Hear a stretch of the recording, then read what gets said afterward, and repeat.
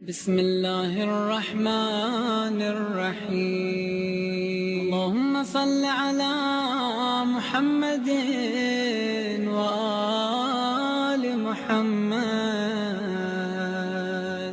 اللهم صل على محمد وآل محمد اعوذ باللہ من الشیطان اللعین الرجیم بسم اللہ الرحمن الرحیم الحمد للہ وکفا وسلام علی عبادہ الذین اصطفیٰ درود بھیجیے محمد۔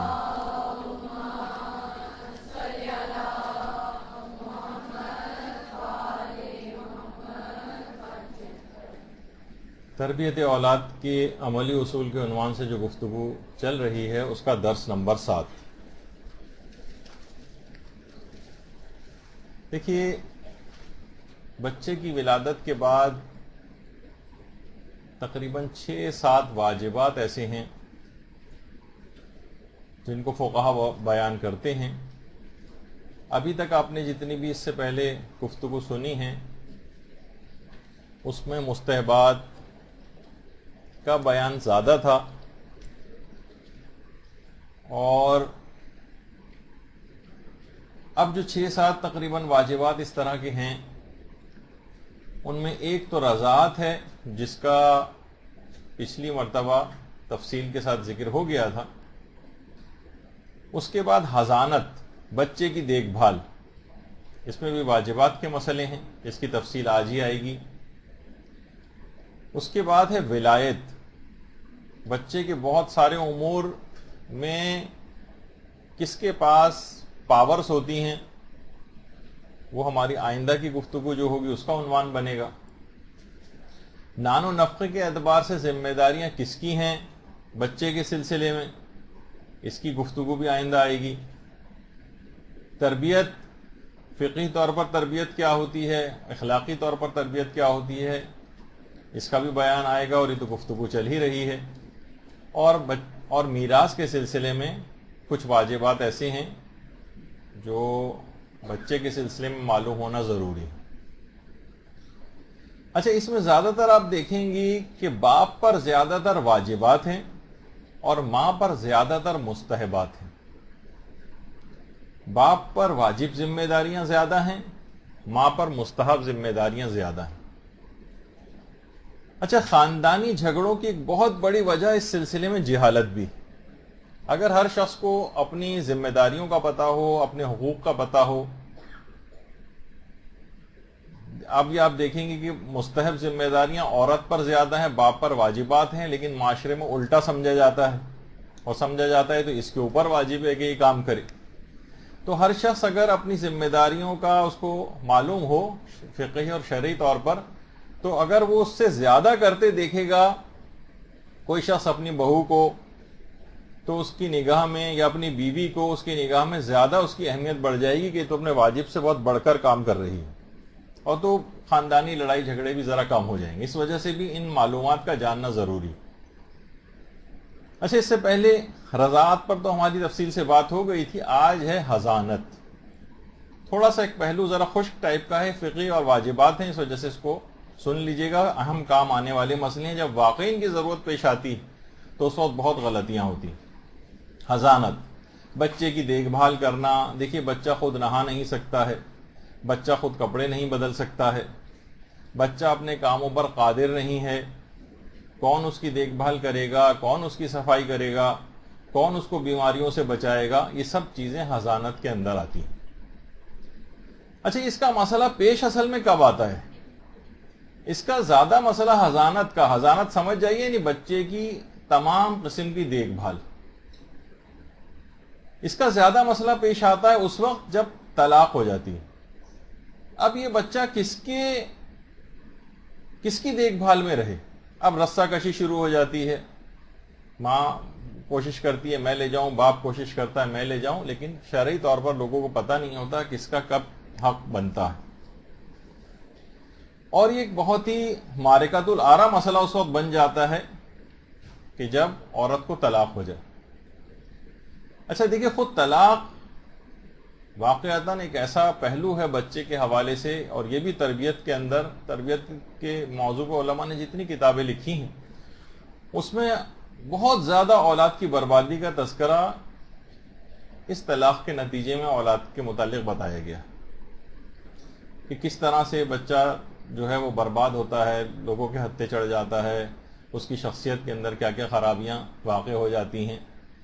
یہ تمام چیزیں ایسی ہیں کہ جس میں ماں باپ کو ہمیشہ سوچنا چاہیے، بچے کی شخصیت ہی بالکل ٹوٹ پھوٹ کا شکار ہو جاتی ہے، اور وہ معمولی سی باتیں بچہ اس کو سفر کرتا ہے، جس کی وجہ سے وہ طلاقیں عام طور پر ہوتی۔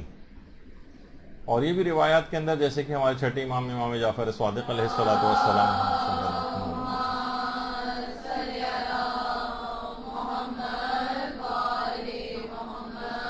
کہ پروردگار عالم اس گھر کو دوست رکھتا ہے جہاں شادی انجام پائے، اور اس گھر کو ناپسند کرتا ہے جہاں طلاق دی جائے۔ یہاں پر خدا کے نزدیک سب سے زیادہ قابل نفرت اور ناپسندیدہ چیز طلاق ہی کو قرار دیا گیا۔ تو یہ تمام چیزیں ایسی، اور بچے کی اس وقت نفسیاتی حالت، جب یہ شوہر و بیوی کورٹ میں بیٹھے ہوتے ہیں اور طلاق لینے کے لیے آئے ہوتے ہیں، تو بچے کو کچھ سمجھ میں نہیں آ رہا ہوتا اس وقت کہ کس طرح سے ان کو روکے، اور بہت اس کی شخصیت ٹوٹ پھوٹ کا شکار ہوتی۔ اور جب وہ اپنے دوسرے بچوں کو دیکھتا ہے، ایسی تصاویر دیکھتا ہے جس میں ماں اور باپ کو ساتھ دکھایا گیا ہو اولاد کے بچوں کے ساتھ، تو اس وقت اس کا غم و حسرت بڑھتا چلا جاتا۔ تو دیکھیے سب چیزیں ایسی ہیں کہ ایک تو یہ والا مسئلہ ہوتا ہے کہ بچہ طلاق کے بعد کس کے پاس رہے گا، جس کے اپنے نقصانات ہیں۔ پھر ایک ہوتا ہے حضانت کا مسئلہ علیحدگی کے بعد۔ ضروری نہیں کہ ہمیشہ جب بھی ہو تو ہمیشہ طلاق ہی ہو، بعض اوقات بڑے لمبے عرصے تک کھنچ جاتے ہیں معاملات، علیحدگی ہو گئی لیکن طلاق ابھی تک نہیں ہوئی، تو اس وقت بھی یہ مسئلہ پیش آتا ہے کہ یہ بچہ جو چھوٹا ہے ابھی، کہ یہ کس کی ذمہ داری، تو کس کے اوپر واجب ہے کہ اس کی ذمہ داری اٹھائے۔ دیکھیے ایک مسئلہ تو پہلے اور بتا دیا جائے، وہ یہ ہے کہ ایک فقہی مسئلہ ہے کہ کیا شوہر کا بیوی کے پاس مستقل رہنا ضروری ہے؟ یعنی 24 گھنٹے، مثلا ان کی شادی ہو گئی، ان کے اوپر واجب ہے کہ شوہر کے 24 گھنٹے اپنی بیوی کے پاس رہے، یعنی مقصد ہے کہ اس کے ساتھ رہے۔ تو پہلی بات تو یہ بات یاد رکھ لیجئے کہ شوہر کا بیوی کے پاس مستقل رہنا واجب نہیں۔ دیکھیے ابھی ہم صرف واجبات کی، قوانین کی بات کر رہے ہیں، تاکہ آپ کے سامنے بالکل، ابھی ہم اخلاقی گفتگو نہیں کر رہے اس کے اندر۔ واجب نہیں کہ مستقل بیوی کے پاس رہے، بس ایک شرعی جو ایک فریضہ ہے کہ ہر 4 مہینے میں ایک دفعہ ازدواجی فریضے کی ادائیگی کے لیے، اور کم سے کم اتنی آمد و رفت اپنی اس بیوی کے پاس رکھے کہ لوگ اس عورت کو بیوہ نہ سمجھیں یا مثلا بے شادی شدہ نہ سمجھیں، اتنی کم سے کم آمد و رفت اس کی بیوی کے پاس ہونی ضروری۔ لیکن 24 گھنٹے اس کے ساتھ رہنا یہ واجبات میں سے نہیں، کہیں اور بھی رہ سکتے ہیں، الگ الگ بھی رہ سکتے ہیں، کبھی کبھار بھی آ سکتے ہیں، یعنی فقہی طور پر، شرعی طور پر، لیکن ظاہر ہے کہ گھر کے خاندانی نظام کو چلانے کے لیے اس طرح سے ساتھ رہنا ضروری ہوتا ہے۔ اچھا، اب یہ جو ہے کہ جو حضانت ہے، اس کی آخر مدت کتنی ہوتی ہے؟ دیکھیے یہ جو بچے کی دیکھ بھال کا مسئلہ ہے، تو تھوڑی سی دیر بس ذرا فقہی گفتگو ہوگی، اس کے بعد ہم براہ راست تربیتی گفتگو پر آ جائیں گے۔ کس کی ذمہ داری اور کس کا حق ہے؟ آغا خوئی اور آغا سیستانی فرماتے ہیں کہ حق حضانت 2 سال تک رہتا ہے، چاہے لڑکا ہو چاہے لڑکی ہو، اور ان 2 سال میں حق حضانت ماں اور باپ کے پاس یکساں ہے۔ ابتدائی بچے کے 2 سال، پہلے سال اور دوسرا سال، جس کی مدت مکمل طور پر 2 سال بنتی ہے، یہ ماں اور باپ دونوں کا ہے، یعنی ماں اور باپ دونوں کی سرپرستی میں بچہ رہے گا۔ اچھا دیکھیے ولایت تو باپ کے پاس رہے گی، ولایت میں کچھ چیزیں اور شامل ہیں کہ آخر بہت ساری چیزوں میں ابھی میں اس کا ذکر نہیں کرنا چاہتا کہ ولایت میں کیا کیا چیزیں آتی ہیں، وہ اپنے موقع پر آئے گا، لیکن وہ اس سے ہٹ کر ہے حضانت سے۔ تو ولایت باپ ہی کے پاس رہے گی، حضانت کا ابھی ابتدائی 2 سال تک برابر ہے، اور طلاق کی صورت میں بہتر ہے کہ آغا سیستانی نے لکھا کہ موافقت کریں، یعنی مصالحت کر لیں، خود طے کر لیں کہ بچہ کس کے پاس رہے، وہ زیادہ بہتر۔ البتہ احتیاط مستحب ہے کہ بچے کو ماں سے 7 سال سے پہلے جدا نہ کیا جائے، 7 سال سے پہلے بچے کو ماں سے جدا نہ کیا جائے. اچھا خواہ وہ لڑکا ہی کیوں نہ ہو, لڑکا ہو یا لڑکی ہو, احتیاط مستحب یہ ہے کہ بچے کو 7 سال سے پہلے ماں سے جدا نہ کریں. اچھا آغا سیستانی کی جو اردو ویب سائٹ ہے اس کے اوپر 7 مہینے لکھا ہوا ہے, وہ ٹائپنگ کی کوئی غلطی ہے اس کی وجہ سے ہے.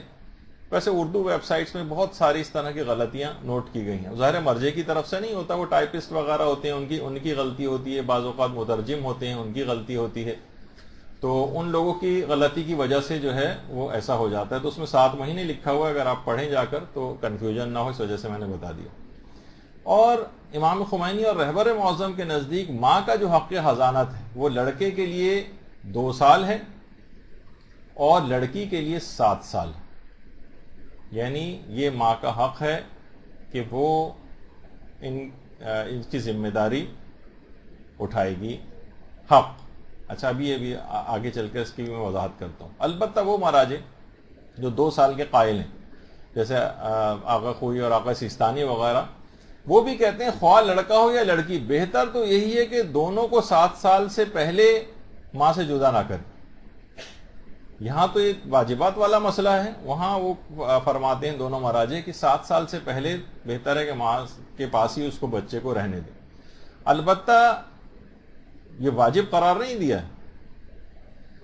اچھا یہ جو حق حضانت ہے, یہ بچے کی دیکھ بھال, بچہ کس کے پاس رہے گا, یہ آپ نے جیسے کہ سنا 2 سال یا 2 سال اور 7 سال اختلاف مراجع جو تھا, یہ اس وقت ہے جب ماں میں 5 شرطیں پائی جائیں.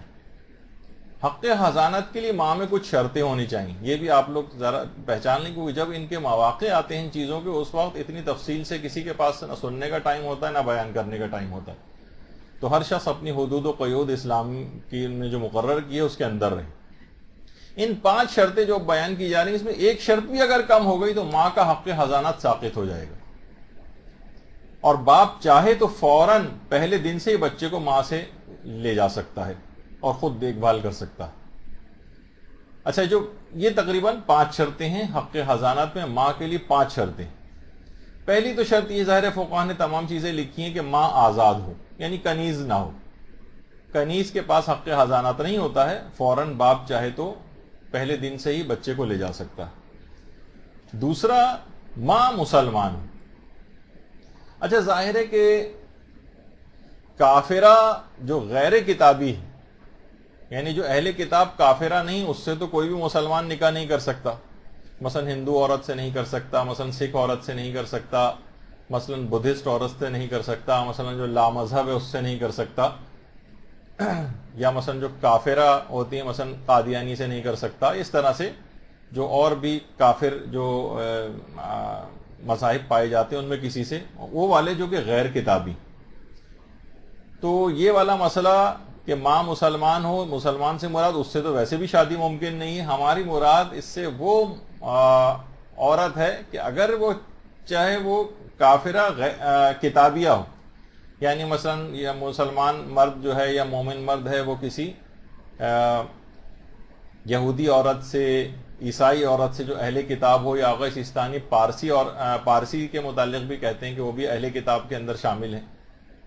ابھی میں ظاہر ہے کہ نکاح کے حوالے سے تو ظاہر ہے ہماری کلاس نہیں ہو رہی ہے, لیکن یہ کہ عقد دائمی, بہت سے علماء کا گروپ یہ کہتا ہے کہ عقد دائمی کا کتابی عورت سے بھی جائز نہیں, یعنی یہودی عیسائی وغیرہ سے. البتہ عارضی نکاح اس کی اجازت. البتہ کچھ علماء میں تھوڑا بہت اختلاف اس مسئلے کے اندر ہے, یعنی کچھ چند ایک بہت علماء ایسے ہیں, بہت کم ان کی تعداد ہے, جو کہتے ہیں کہ عقد دائمی بھی کر سکتے ہیں کافر کتابی عورت سے. تو بہرحال مقصد کہنے کا یہ کہ جس سے بھی عقد جائز تھا اور وہ عورت کافرہ تھی, کافرہ کے پاس حق حضانت نہیں ہوتا, اس کے لیے ضروری ہے کہ ماں مسلمان ہو. ماں مسلمان اور کافرہ ہے تو باپ چاہے تو فوراً اس کو لے جا سکتا ہے. اچھا باپ کے لیے فوراً لے جانا واجب بھی نہیں ہے بچے کو, وہ کہے گا بھائی یہ تو ظاہر ہے کہ یہ اگرچہ اہل کتاب ہے, میں نے مثلا اس سے عارضی نکاح کیا تھا یا مثلا عقد دائمی کیا تھا, کہ وہ ایسے فقہا کی تقلید میں تھا جس میں جائز ہے مثلا, تو اب مجھ پر واجب ہے میں بچے کو اس سے لے جاؤں. نہیں, واجب نہیں. وہ چاہے تو اس بچے کو اس بچے کی ماں کے پاس چھوڑ بھی سکتا ہے اور چاہے تو لے جا بھی سکتا ہے، لیکن باپ لے جانا چاہے تو اس کو کوئی گناہ نہیں، کیونکہ کافرہ ماں کے پاس حق حضانت نہیں ہوتا۔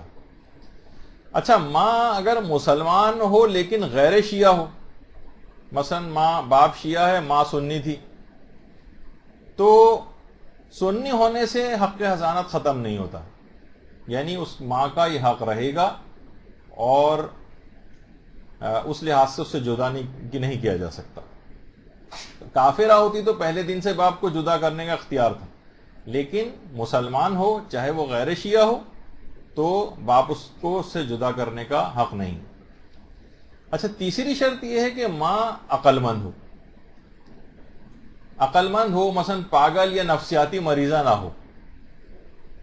بہت سی ایسی ہوتی ہیں کہ بہت سے اتنی عام نفسیاتی مریض نہیں ہو تو تھوڑا بہت ہر کوئی کہا جا سکتا ہے کہ ہے، کچھ نہ کچھ ظاہر ہے، کوئی نہ کوئی نفسیاتی پرابلم ہر ایک کے ساتھ ہوتی، تو یہ نہیں کہہ سکتا کہ اچھا بھائی اس میں تو مجھے نفسیاتی پرابلم لگ رہی تو میں چھین کے لے جاؤں، نہیں، یعنی جو پاگل پنے کی سائیکوسس جسے کہا جاتا ہے اس حد تک جو چلی جائے کہ وہ بچے کی دیکھ بھال کر ہی نہیں سکتی، اتنی زیادہ تو دورے پڑتے ہیں، کسی طور پر بچے کی اس کے طور پر قابل نہیں ہے، تو اس سے حق حضانت ختم ہو جاتا ہے جو کہ پاگل پنے کی منزل پر چلی جائے۔ اور چوتھی شرط یہ کہ ماں بچے کی حفاظت کر سکے۔ مثلا اگر باپ یہ دعویٰ کرے کہ نہیں یہ بچے کی دیکھ بھال نہیں کر سکتی، تو اس بات کو حاکم شرع کے کورٹ میں شوہر کو ثابت کرنا پڑے گا کہ بچے کی حفاظت نہیں کر سکتی، اور تو مثلا صبح جاتی ہے اور رات کو گھر واپس آتی ہے جاب سے، بچے کی حفاظت کیسے کرے گی؟ خیر یہ میں صرف یہ وجہ نہیں قرار دے رہا، ہو سکتا ہے وہ کہے کہ نہیں میں نے فلاں فلاں انتظام کر رکھا ہے اس کا۔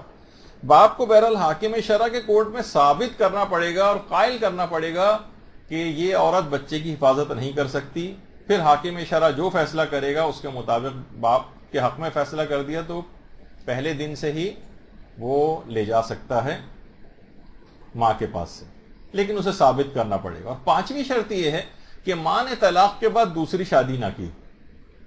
اگر ماں نے دوسری شادی کر لی تو حق حضانت ختم ہو جاتا ہے، خواہ ماں نے طلاق کے بعد عارضی نکاحی کسی سے کیوں نہ کیا تھا، اس صورت میں بھی حق حضانت ختم، باپ لے جا سکتا ہے۔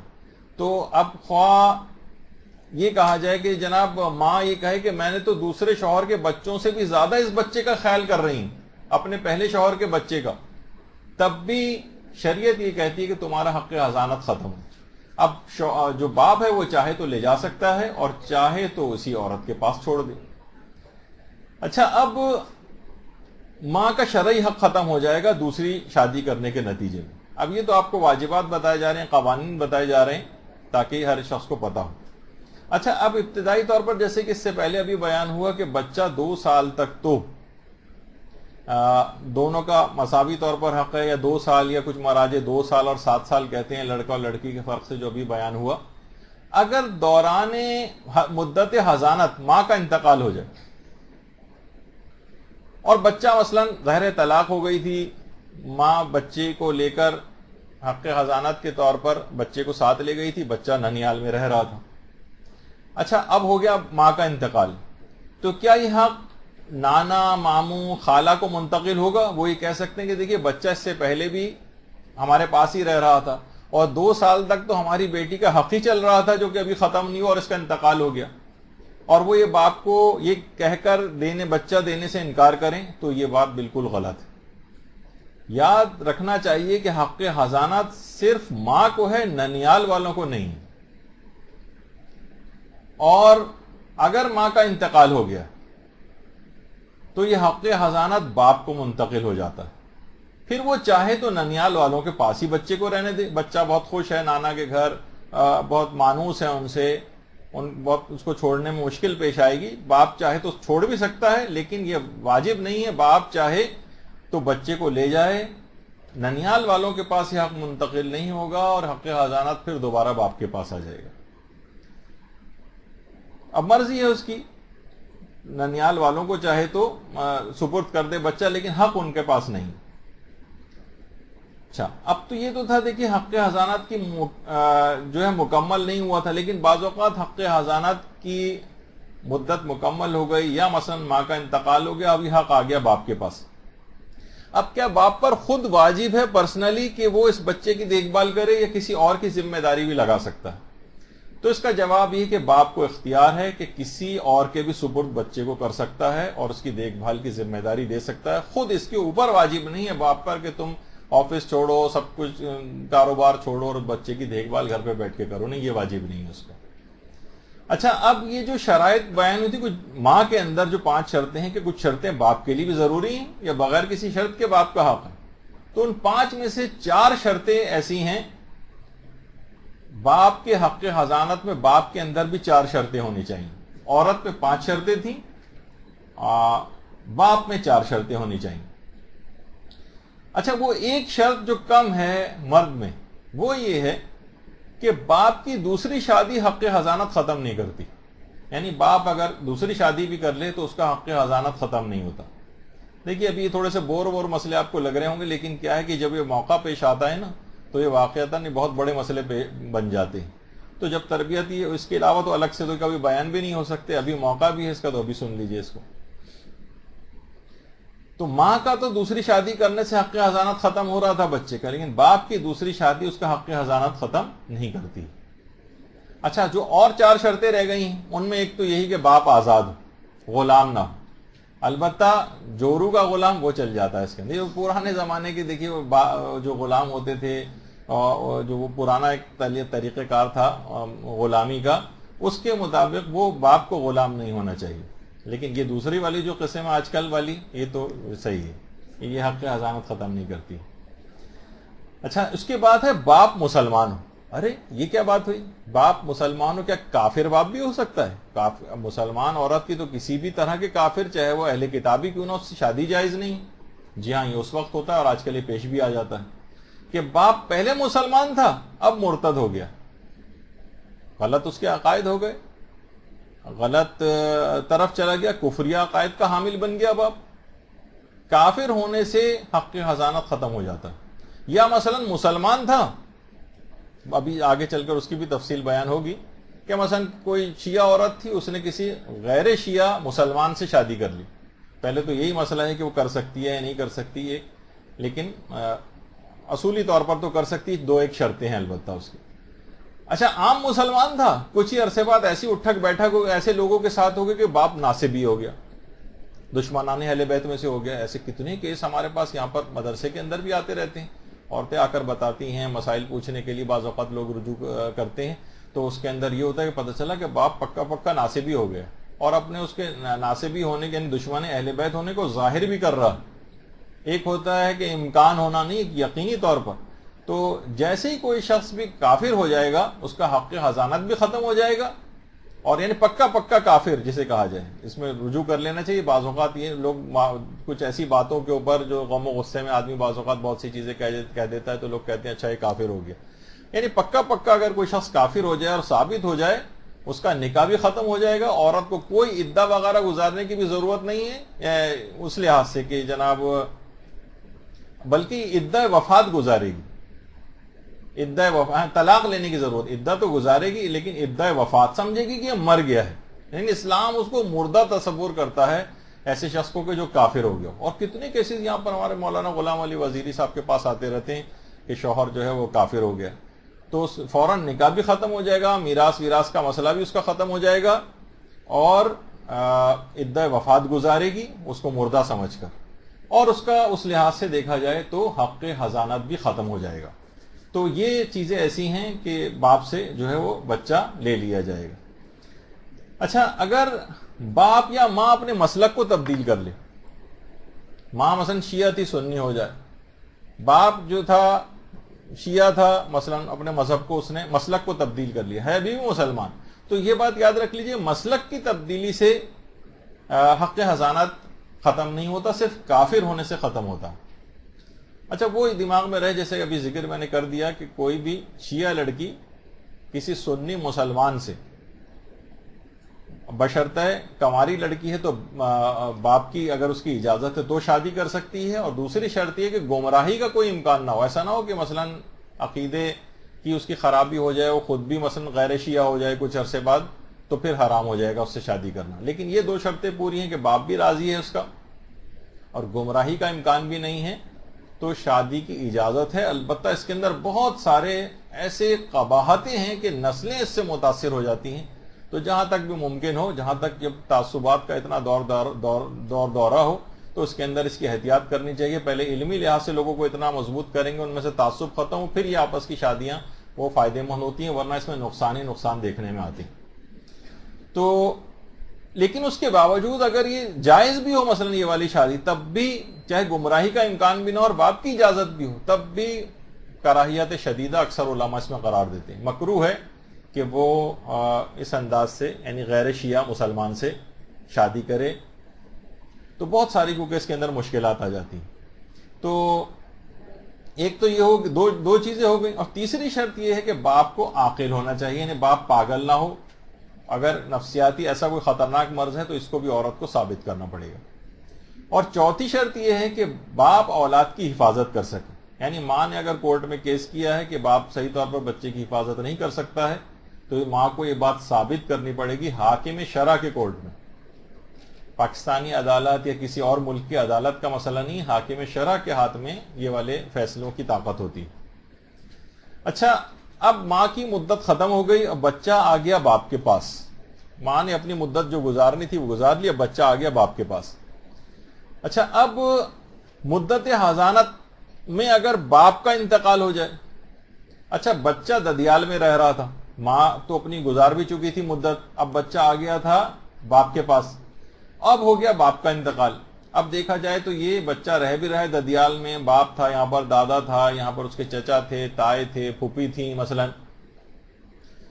تو باپ کے مرنے کے بعد کیا یہ حق دادا کو منتقل ہوگا؟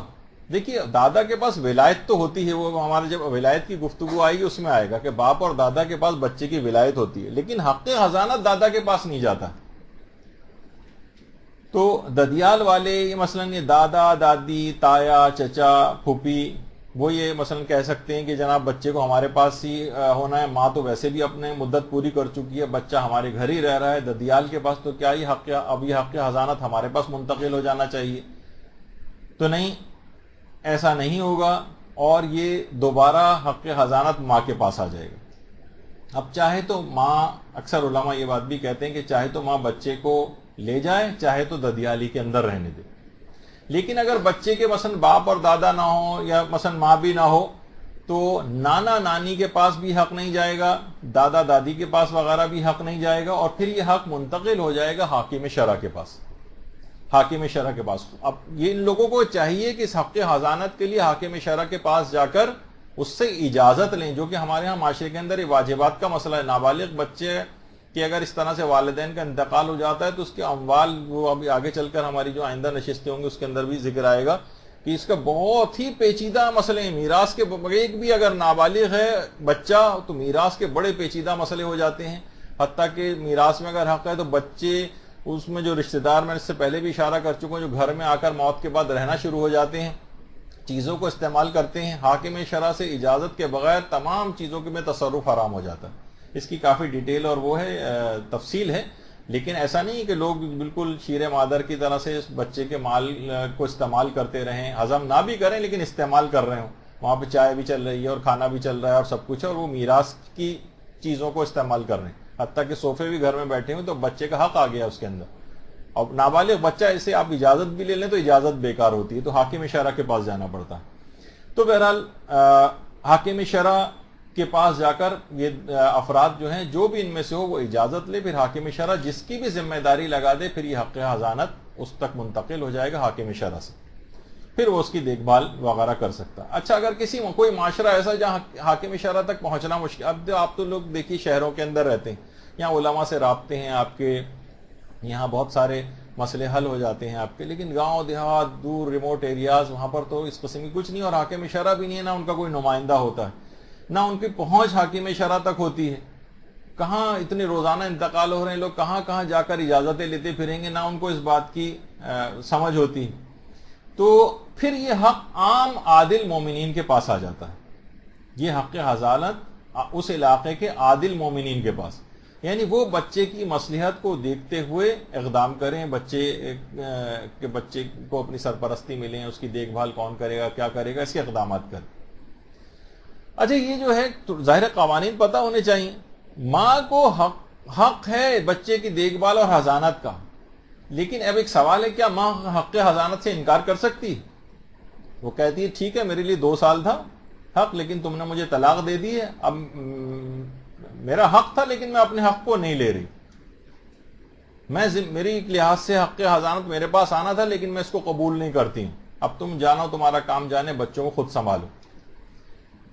تو کیا ماں ایسا کر سکتی کہ اپنے حق کو لینے سے انکار کر دے؟ تو شریعت میں یہ ہے کہ جی ہاں، ماں حق حضانت سے انکار کر سکتی، وہ کہہ سکتی ہے. شرعاً اس کے اوپر حرام نہیں ہے یہ بات کہنا کہ نہیں بھائی میں بچے، اگر ٹھیک ہے اس میں اخلاقی باتیں بہت آئیں گی کہ ماں کیسے بچے کو چھوڑ دے اور چلی جائے یا جو بھی، لیکن جو قانون ہے وہ یہ کہتا ہے کہ ماں حق حضانت سے انکار کر سکتی، وہ لینے سے انکار کر سکتی. اچھا کیا یہ حق باپ کے پاس بھی ہے؟ کیا باپ حق حضانت سے انکار کر سکتا ہے؟ علماء فرماتے ہیں باپ کے لیے حق حضانت سے انکار کرنا حرام ہے، حرام ہے باپ کے لیے، باپ حق حضانت سے انکار نہیں کر سکتا.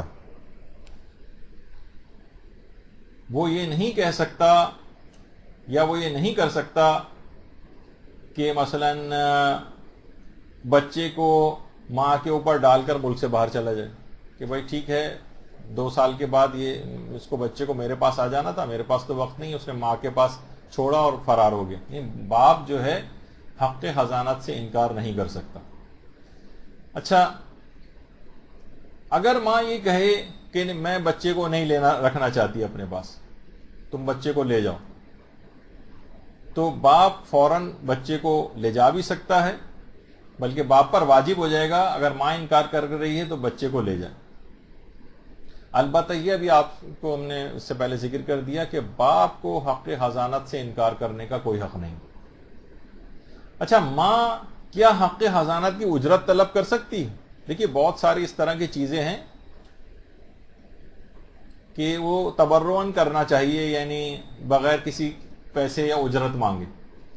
بچے کو دودھ پلانے کے سلسلے میں پچھلی مرتبہ بیان ہوا تھا کہ ماں اجرت طلب کر سکتی، اس کی ایک تفصیل بھی آئی تھی. ماں حق حضانت کی اجرت طلب کر سکتی ہے، باپ اجرت طلب نہیں کر سکتا. اور بہتر تو یہی ہے کہ جو حق حضانت ہے بغیر کسی اجرت کے 2 سال یا 7 سال جو بھی اختلاف تقلید ہے اس میں بغیر کسی اجرت کے اس کام کو کیا جائے. اچھا یہاں جو ہے کہ یہ جو 2 سال اور 7 سال حق حضانت ہے، یہ قمری لحاظ سے ہے یا شمسی لحاظ سے اس کا حساب ہوگا؟ دیکھیے بہت سے آپ خمس کے مسائل اگر آپ پڑھتی ہیں تو اس کے اندر ہے کہ تاریخ کا حساب قمری لحاظ سے بھی کر سکتے ہیں، شمسی لحاظ سے بھی کر سکتے ہیں. لیکن یہاں حق حضانت جو ہے اس کی کیلکولیشن ہوگی قمری لحاظ سے، اور یہ بہت فرق پڑ جاتا ہے. آپ اسے عام چیز نہ سمجھیں. جب یہ مسائل پیش آتے ہیں کہ کون کب بچے کو لے جائے گا تو اس وقت دن گنے جاتے ہیں. تو شمسی لحاظ سے دن گنے جائیں گے یا مثلا قمری لحاظ سے دن گنے جائیں گے؟ تو اس میں یہ ہے کہ قمری لحاظ سے اس کا فیصلہ ہوگا، شمسی لحاظ سے یا انگریزی تاریخ کے اعتبار سے نہیں ہوگا.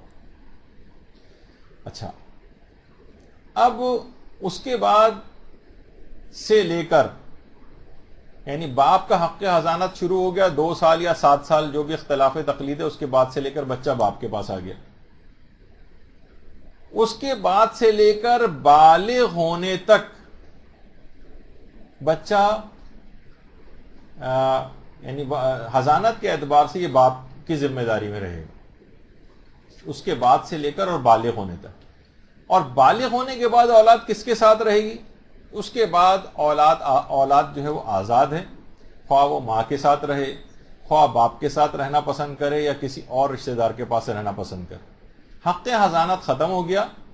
البتہ کنواری لڑکی اگر ہے تو حق ولایت باپ کا برقرار رہے گا شادی کے سلسلے میں. البتہ اس کی تفصیل اپنے مقام پر آئے گی. یعنی وہ باپ کی اجازت کے بغیر نکاح نہیں کر سکتی، چاہے وہ بالغ بھی عمر کے اعتبار سے ہو جائے. اچھا یہ جو تھا بالغ ہونے کا معیار، وہ بھی لڑکیوں کے اعتبار سے یہ قمری لحاظ سے بالغ ہونا اس سے مراد ہوگا، کیونکہ یہ بھی پچھلی دفعہ ایک دفعہ بات بیان ہو چکی تھی کہ آپ انگریزی تاریخ کے اعتبار سے بلوغ کو نہ چیک کریں عبادات کے واجب ہونے کے لحاظ سے، بلکہ قمری لحاظ سے ہوتا ہے. اور شمسی لحاظ سے جس اعتبار جب لڑکی بالغ ہوتی ہے تو معلوم یہ چلتا ہے کہ 97.5 دن پہلے لڑکی قمری لحاظ سے بالغ ہو چکی ہے. اگر انگریزی تاریخ کی سالگرہوں کا اعتبار آپ کریں گے بلوغ کے لیے تو معلوم ہو چلے گا کہ واجبات کتنے زیادہ اس کی نمازیں، روزے یا اور دیگر واجبات وہ متاثر ہو گئے، کیونکہ قمری لحاظ یعنی شمسی تاریخ میں سے 57.5 دن مائنس کر کے قمری لحاظ سے اس کی سالگرہ کا دن بنے گا بلوغ، یعنی جب وہ بالغ ہوگی، یعنی 9 سال مکمل کر کے 10ویں سال کا پہلا دن لڑکی بالغ ہوتی۔ تو اچھا، بہتر تو یہ ہے کہ لڑکی شادی تک اپنی ماں کے پاس رہے، بہتر ہے۔ ماں کے پاس اگر باپ رہنے دے اس کو تو زیادہ بہتر، اور شادی کے بعد پھر وہ شوہر کے گھر آ جاتی ہے۔ اچھا، اگر ماں باپ دونوں کا انتقال ہو جائے تو حق حضانت، جیسے ہم نے اب اس سے پہلے کہا، کہ براہ راست حاکم شرع کے پاس آ جاتا ہے۔ پھر حاکم شرع چاہے تو دادا کے مثلا خاندان میں دیکھے گا کون سوٹیبل آدمی ہے بچے کی دیکھ بھال کے لیے، وہ دیکھے گا ننیال کو دیکھے گا، ددیال کو دیکھے گا، کسی اور رشتہ دار کو دیکھے گا۔ ہو سکتا ہے ان میں سے کسی کو بھی اس قابل نہ پائے اور کسی تیسرے غیر رشتہ دار کی ذمہ داری لگا دے، وہ حاکم شرع کے پاس اس بات کی اتھارٹی اور اختیار ہوتا ہے۔ تو یہ بھی میں نے بیان کیا کہ لڑکی کے اوپر باپ کا حق حضانت تو ختم ہو جاتا ہے بلوغ کے بعد، البتہ ولایت برقرار رہتی۔ دیکھیے، مسائل اگر معلوم نہ ہوں جو کہ ابھی ہم نے بیان کیے ہیں اور شریعت کا خیال نہ کیا جائے تو لوگ حکومتی اور عدالتی حکم نامے کے ذریعے بچوں کو چھین کر لے جاتے ہیں۔ جو بھی زیادہ ان میں سے پاورفل، وہ حق حضانت کے درمیان ہی اپنی طاقت کو استعمال کرتے ہوئے، عدالتی طاقت کو استعمال کرتے ہوئے، یعنی صرف معلومات نہ ہونے کی وجہ سے کہ کس کا حق حضانت ہے، یہ گناہ کر بیٹھتے ہیں۔ اس وجہ سے ان مسائل کا جاننا ضروری۔ اچھا، اس کے اندر بعض اوقات یہ ہوتا ہے حق حضانت میں تقلیدوں کا جھگڑا آ جاتا۔ مثلا ماں کہے کہ میں تو ہوں امام خمینی کی تقلید میں، لڑکی 7 سال تک میرے پاس رہے گی۔ باپ کہہ رہا ہے کہ میں آغا سیستانی کی تقلید میں ہوں، میں تو 2 سال بعد لے جاؤں گا، وہ لڑکا ہو یا لڑکی ایک۔ دیکھیے، ہو سکتا ہے نا یہ والا جھگڑے عام طور پر پیش آ جاتے ہیں تقلید میں، اور یہ ان جگہوں کے اوپر ہوتے ہیں جہاں پر عام طور پر دیندار ہوتے ہیں، مسائل شریعت کا کچھ نہ کچھ خیال کر رہے ہوتے ہیں کہ وہ تقلیدوں کی بات لے کر آتے ہیں۔ تو اب اس سلسلے میں کیا ہوگا؟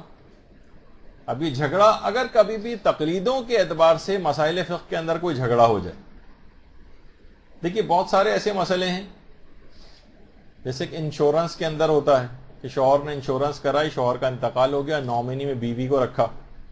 اب یہ خود حاکم شرع یعنی مجتہد کا کام ہے کہ یہ بتائے کہ اس کے بعد یہ جو انشورنس کی رقم مل رہی ہے یہ نامنی کو ملے گی، یعنی جس کا نام شوہر نے رکھا تھا، یہ پیسہ اس کے پاس جائے گا یا میراث میں تقسیم ہوگا۔ یہ خود علماء میں اختلافی مسئلہ ہے۔ علماء کا ایک گروہ یہ کہتا ہے کہ نہیں، یہ جو ہے نامنی کے پاس جائے گا، کیونکہ اس نے اسی کا نام لکھوایا ہوا تھا۔ ایک گروہ مجتہدین کا یہ کہتا ہے، ابھی میں اس کی تفصیلوں ان کے ناموں میں نہیں جا رہا ہوں۔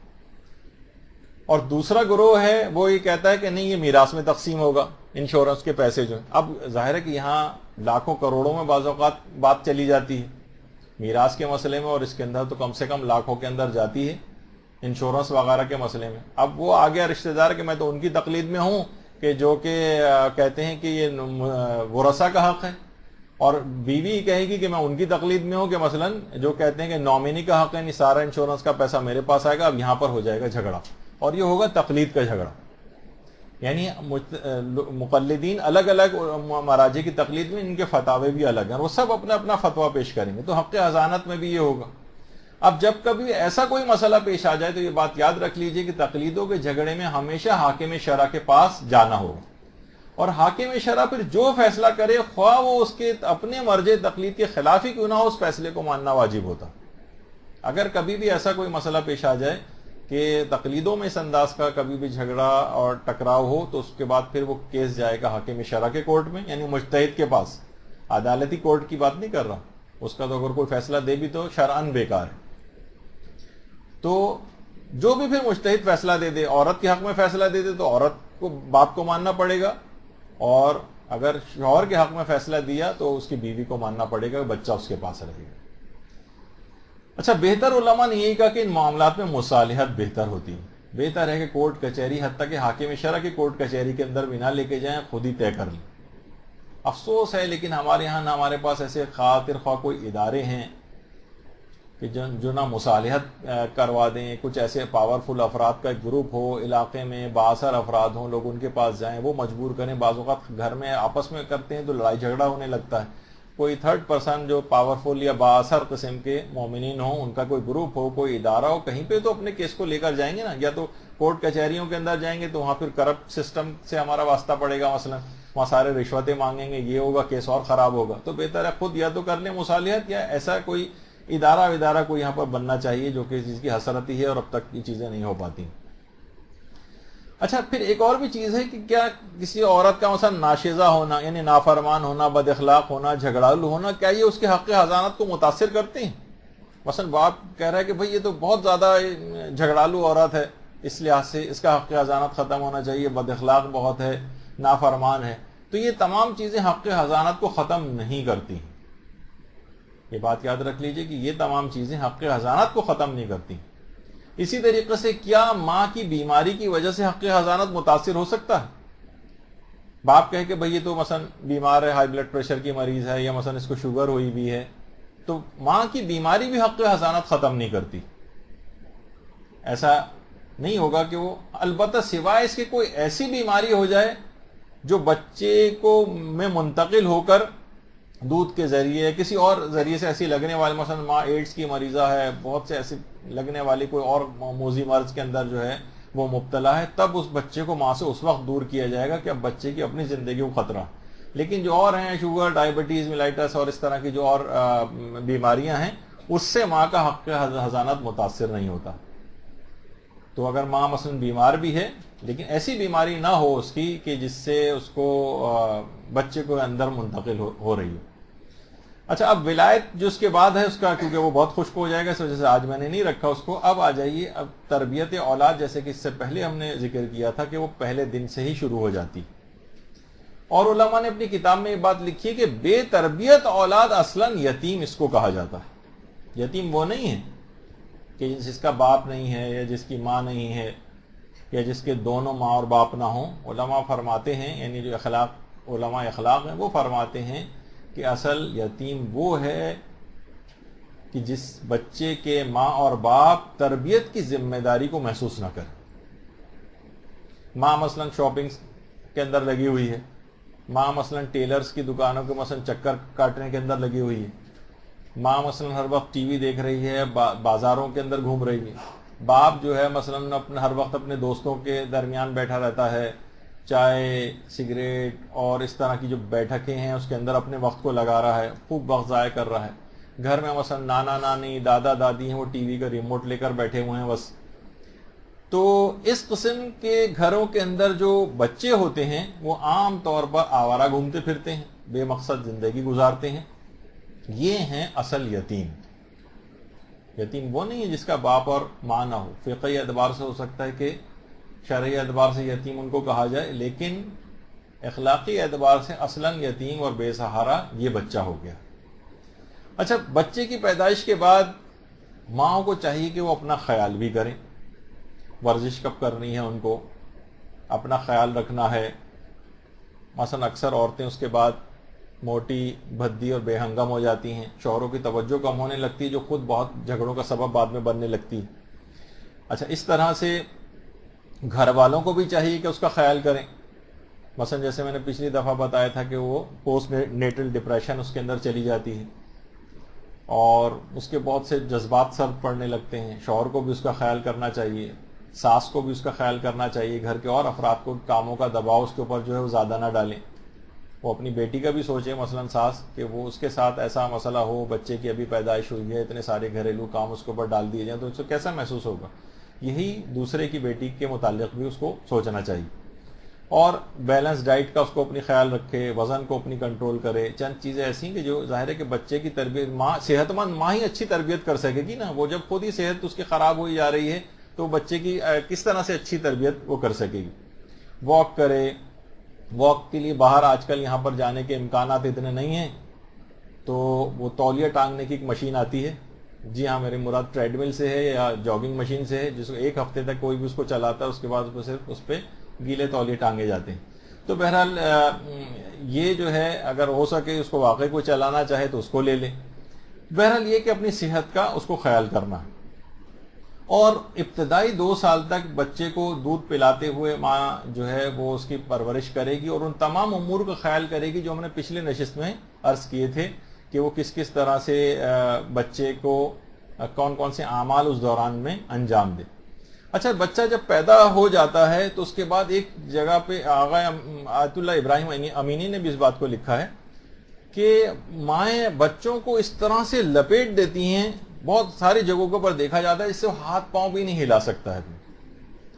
دیکھیے یہ بات یاد، ٹھیک ہے بچے کو کسی حد تک اس کی ضرورت ہوتی، کوئی پروٹیکشن کی، کوئی چیز اس کے اوپر بھاری چیز، کمبل یا کوئی بھی اس طرح کی چیز جس کے اندر اس کو لپیٹا ہو تو کمفرٹیبل فیل کرتا ہے بنسبت اسے بالکل ہی کھلا چھوڑ دیا جائے، ایسا نہیں. لیکن جو اس طرح سے اس کے ہاتھ پاؤں باندھے جاتے ہیں وہ فرماتے ہیں بالکل دیکھیے بچہ جو ہے اس کو اکثر علماء نے کہا کہ ایک مکمل آدمی کے اس کے احساسات ہیں، بس اس کا سائز چھوٹا ہو گیا جسے گود میں، لیکن اس کے پورے ایسے ہی مثلا آپ کے ہاتھ پاؤں پورے کسی اس کے اندر اسی طرح سے آپ باندھ دیا جائے آپ کبھی کمفرٹیبل محسوس کریں گی. اور وہ کہتے ہیں اس موقع پر اس کی سائیکی ڈیولپ ہو رہی. بچے کو اگر آپ نے اس طرح سے باندھ کے رکھا ہے تو ہو سکتا ہے کہ ابھی سے اس کے اندر جھنجھلاہٹ، غصہ، اینگر یہ سب پیدا ہو جائے، یا ابھی سے ہی اس قسم کے جذبات لے کر اس کا ایک مزاج بن جائے. تو بہت سے معاشروں کے اندر یہ عورتیں بہت اس انداز سے اس کو لپیٹ کے رکھتی ہیں. تو چاہیے کہ بچے کو ذرا کسی حد تک بچے کو البتہ اس کی ضرورت ہوتی جس میں وہ کمفرٹیبل فیل کرتا، یعنی تھوڑے بہت ہاتھ واتھ کو اپنے کچھ وہ ہلا سکے، کچھ اپنے پاؤں کو حرکت دے سکے، لیکن اس انداز سے ماننا جو اس سے پہلے آپ نے دیکھا تھا وہ نہیں ہونا چاہیے. البتہ اگر بالکل ڈھیلے ڈھالے اس کو ذرا رکھیں کہ وہ کمفرٹیبل اور ریلیکس اگر ہو جائے تو وہ زیادہ بہتر اور اچھا سمجھا جاتا. اچھا، اب دیکھیے اگر نہیں ایسا کیا تو اس کی بھی ابھی سے ہی ابتدا ہو جائے گی، یعنی وہ جھنجھلاہٹ اور جو چڑچڑاپن اور بدمزاجی ہو سکتا ہے کہ ساری زندگی اب ایک چڑچڑا اور بدمزاج آدمی بن کر رہے، اس تھوڑے سے عرصے میں بھی اتنی تبدیلیاں اس کے اندر آ سکتی ہیں. اچھا، پھر اب علماء یہ فرماتے ہیں کہ اب جیسے جیسے بچہ بڑا ہوتا جائے گا اس کی غذا میں بھی اضافہ ہو جائے گا، اب صرف ماں کے دودھ پہ نہیں رہے گا بلکہ اضافی غذا بھی اس کو دینی پڑے گی. اچھا، ماں کوشش یہ کرے کہ جب بھی بچے کو دودھ پلائی کی حد تک جو بات بیان ہو رہی تھی کہ یہ عملیات، یہ اذکار، ان کو اس الگ سے جو غذا کھلائی جا رہی ہے چمچے کے ذریعے اور کی کپ کے ذریعے کسی بھی اور ذریعے، اس وقت بھی ان دعاؤں کو پھونک کر بچے کو دے. یعنی وہ نہیں کہ وہ صرف دودھ پلائی کی حد تک صرف وہ معاملہ ختم ہو گیا، اب جو غذا کھانا شروع کر رہا ہے اس میں اس کی ضرورت نہیں، اس کو بھی ابھی بھی اس کو چاہیے کہ اس طرح سے اس کو جاری رکھے. اور اس کو نہیں سمجھنا چاہیے پھونک کر دینا اس کے بڑے اثرات ہیں. باقاعدہ ہم نے مدرسے نے ایک فیس بک کے اوپر ایک کلپ بھی آیت اللہ ناصر مکارم شیرازی کا لگایا تھا جس میں انہوں نے پھونکنے کے متعلق بات بیان کی تھی کہ دعاؤں کو پھونکنے کے جو اثرات ہوتے ہیں. تو اچھا، جیسے جیسے بچے کی جسمانی ضرورت بڑھتی جائے گی غذا کی جسم کے اعتبار سے، ویسے ویسے بچے کی روحانی غذا بھی بڑھنا ضروری. جس طرح ابتدان بچہ جو ہے ذرا کم اپنی غذا لے رہا ہوتا ہے لیکن اس کی رفتہ رفتہ غذا بڑھ رہی ہوتی ہے، تو اسی طرح سے بچے کی روحانی غذا میں بھی اضافہ ہونا چاہیے. دیکھیے جسمانی غذا اگر بچے کو نہ ملے، یعنی روحانی غذا اس کی بڑھنی چاہیے. عام طور پر بچے کو جسمانی اعتبار سے دیکھیے اگر غذا نہ ملے یا کم ملے تو بچہ یا تو کمزور ہو جائے گا یا مختلف بیماریوں کا شکار ہو جائے گا، یعنی جو اصلاً اس کو غذا ملنی چاہیے. بالکل اسی انداز سے ایک بچہ، یعنی میرا اپنا ذاتی ایکسپیرینس ہے کہ ماں ایک اس طرح سے ایک بچے کو لے کر آئی تھی جو بالکل تقریباً ایسی حالت میں تھا اور پیدائش کے بعد سے لے کر اب تک کہہ رہی تھی اس نے سوائے کوک اور پیپسی کے علاوہ کوئی دودھ کو ہاتھ بھی نہیں لگایا، اور اس کے اس طرح کا نتیجہ اس کے ساتھ ہو گیا تھا. واللہ عالم اس طرح کے بھی لوگ ہوتے ہیں معاشرے کے اندر. اس نے کہا دودھ پیا ہی نہیں اس نے اور صرف کوک اور پیپسی پیتا ہے خالی.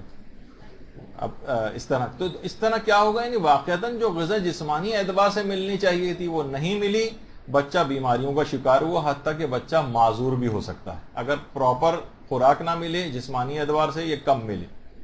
خواہ ابتدا میں وہ پیدا صحت مند ہوا ہو لیکن بعد میں کمزور ہو کے بیماریوں کا شکار ہوگا یا معذور ہو جائے گا. اسی طریقے سے اگر روحانی غذا بچے کو نہ ملی یا نامکمل ملی تو یا ناقص ملی تو اب بچہ روحانی اعتبار سے بھی کمزور رہے گا، بیمار رہے گا یا شاید معذور ہو جائے. کتنی ہم دیکھتے ہیں کہ ہم کوشش کے باوجود اپنے آپ کو تبدیل نہیں کر پا رہے ہیں. ہم کتنے درس بھی سن رہے ہیں، کتنی اہمیت والی چیزیں بھی سن رہے ہیں، قرآنی آیات، حدیث مبارکات، ایک دینی پورے ماحول کے اندر ہی کیوں نہ ہو، تب بھی ایک خاص حد سے زیادہ آگے نہیں جا پا رہے. کوئی ایک ایسی شروع کے اندر غلطیاں ہو گئی ہیں جس کی وجہ سے، چاہے وہ ماں کی طرف سے ہوئی ہوں، پورے اور دیگر اطراف کی طرف سے ہوئی ہوں، بہرحال وہ فالٹ ایک آ گیا ہے ابتدائی طور پر کہ وہ روحانی غذا اس طور پر نہیں ملی تھی کہ اس خاص حد سے آگے نہیں جا پا رہے.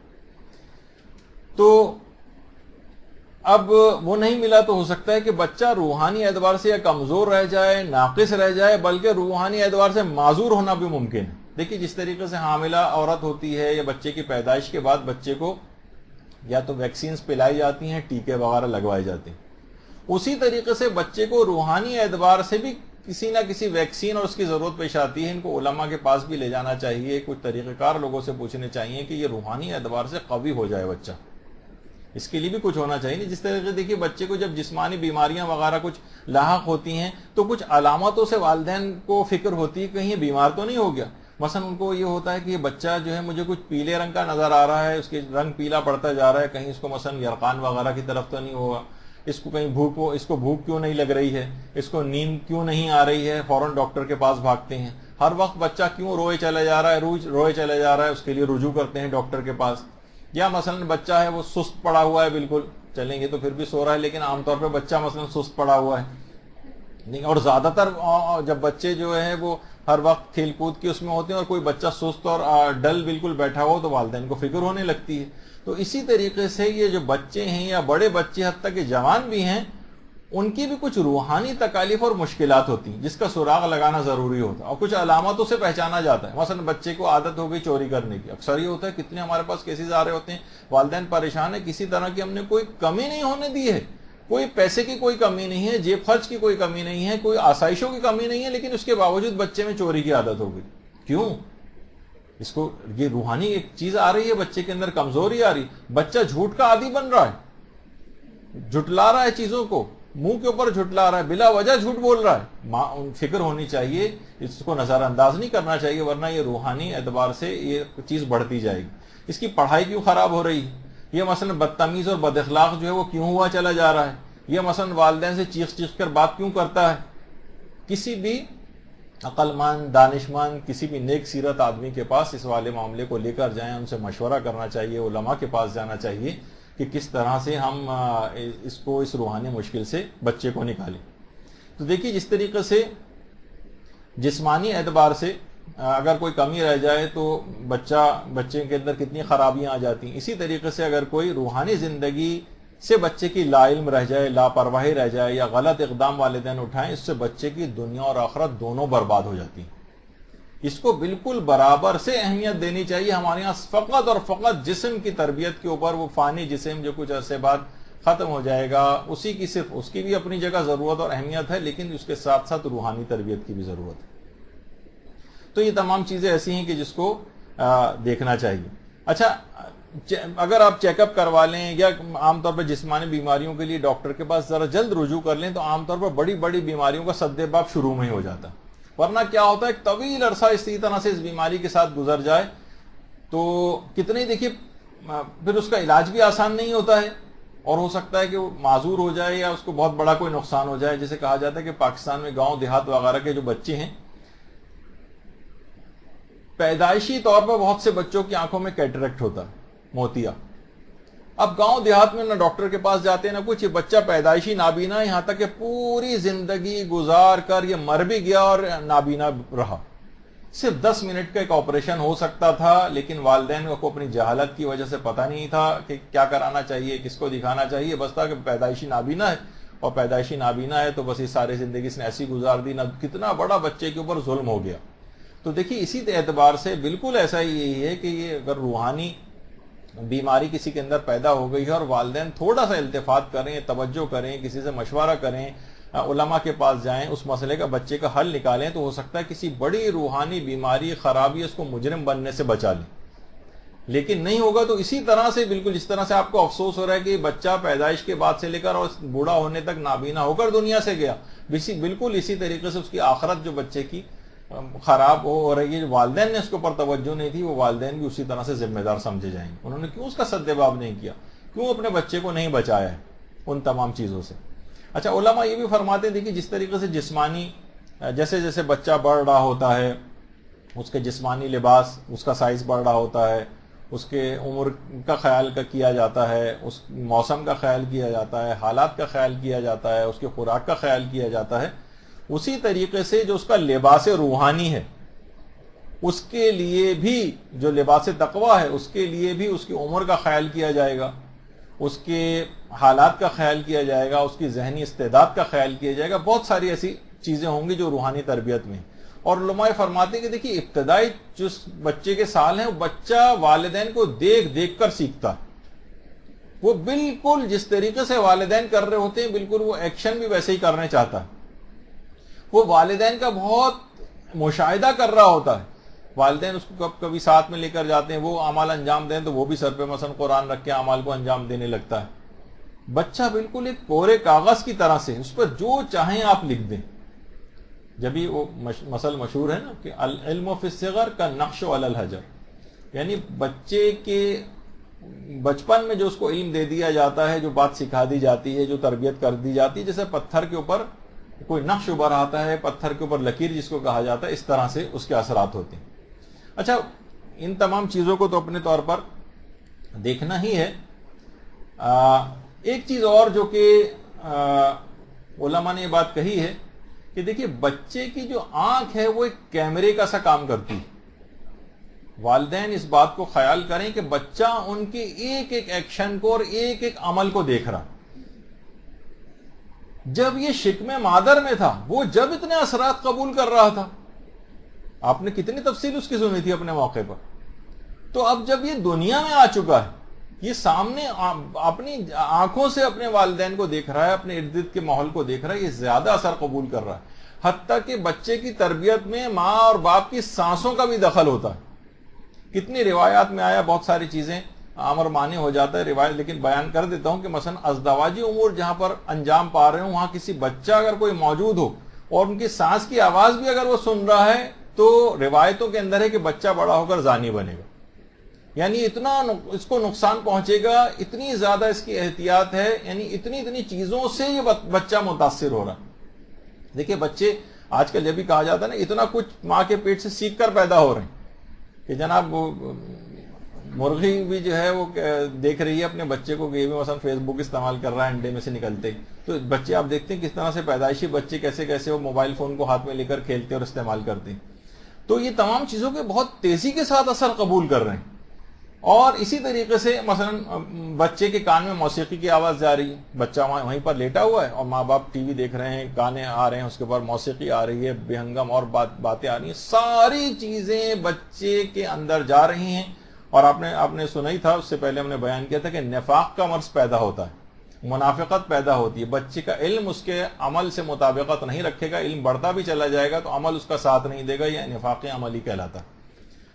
تو موسیقی کی آواز جتنی کانوں کے اندر بچے کے جائے گی اتنا ہی زیادہ یہ متاثر ہوگا، نفاق کا بھی جس کے اندر بویا جاتا رہے گا. جب بھی ہم نے کہا تھا کہ اس کے تکیے میں آپ تلاوت قرآن والا وہ تکیہ اگر ممکن ہو تو وہ لے لیں، کمرے میں کسی اور جگہ لگا کے رکھیں، موبائل فون کے اندر ایپس ڈال لیں، اس طرح کے تمام چیزیں جو ہیں کہ وہ آپ اس کی تربیت میں جو معاون. باپ کو چاہیے کہ مثلا گھر کے اندر بآواز بلند اذان دینے کا سلسلہ شروع کرے تاکہ گھر کے اندر یعنی جو بچہ ہے اس کا بھی اخلاق خراب نہ ہو اور دیگر افراد کا. اس کے کان میں اب نوحے کی آواز جانی چاہیے، اس کے کان میں منقبت کی آواز جانی چاہیے، نعتوں کی آواز جانی چاہیے، آل محمد و آل محمد علیہ السلام کی مدح کی آواز جانی چاہیے. اللہم صلی علی محمد.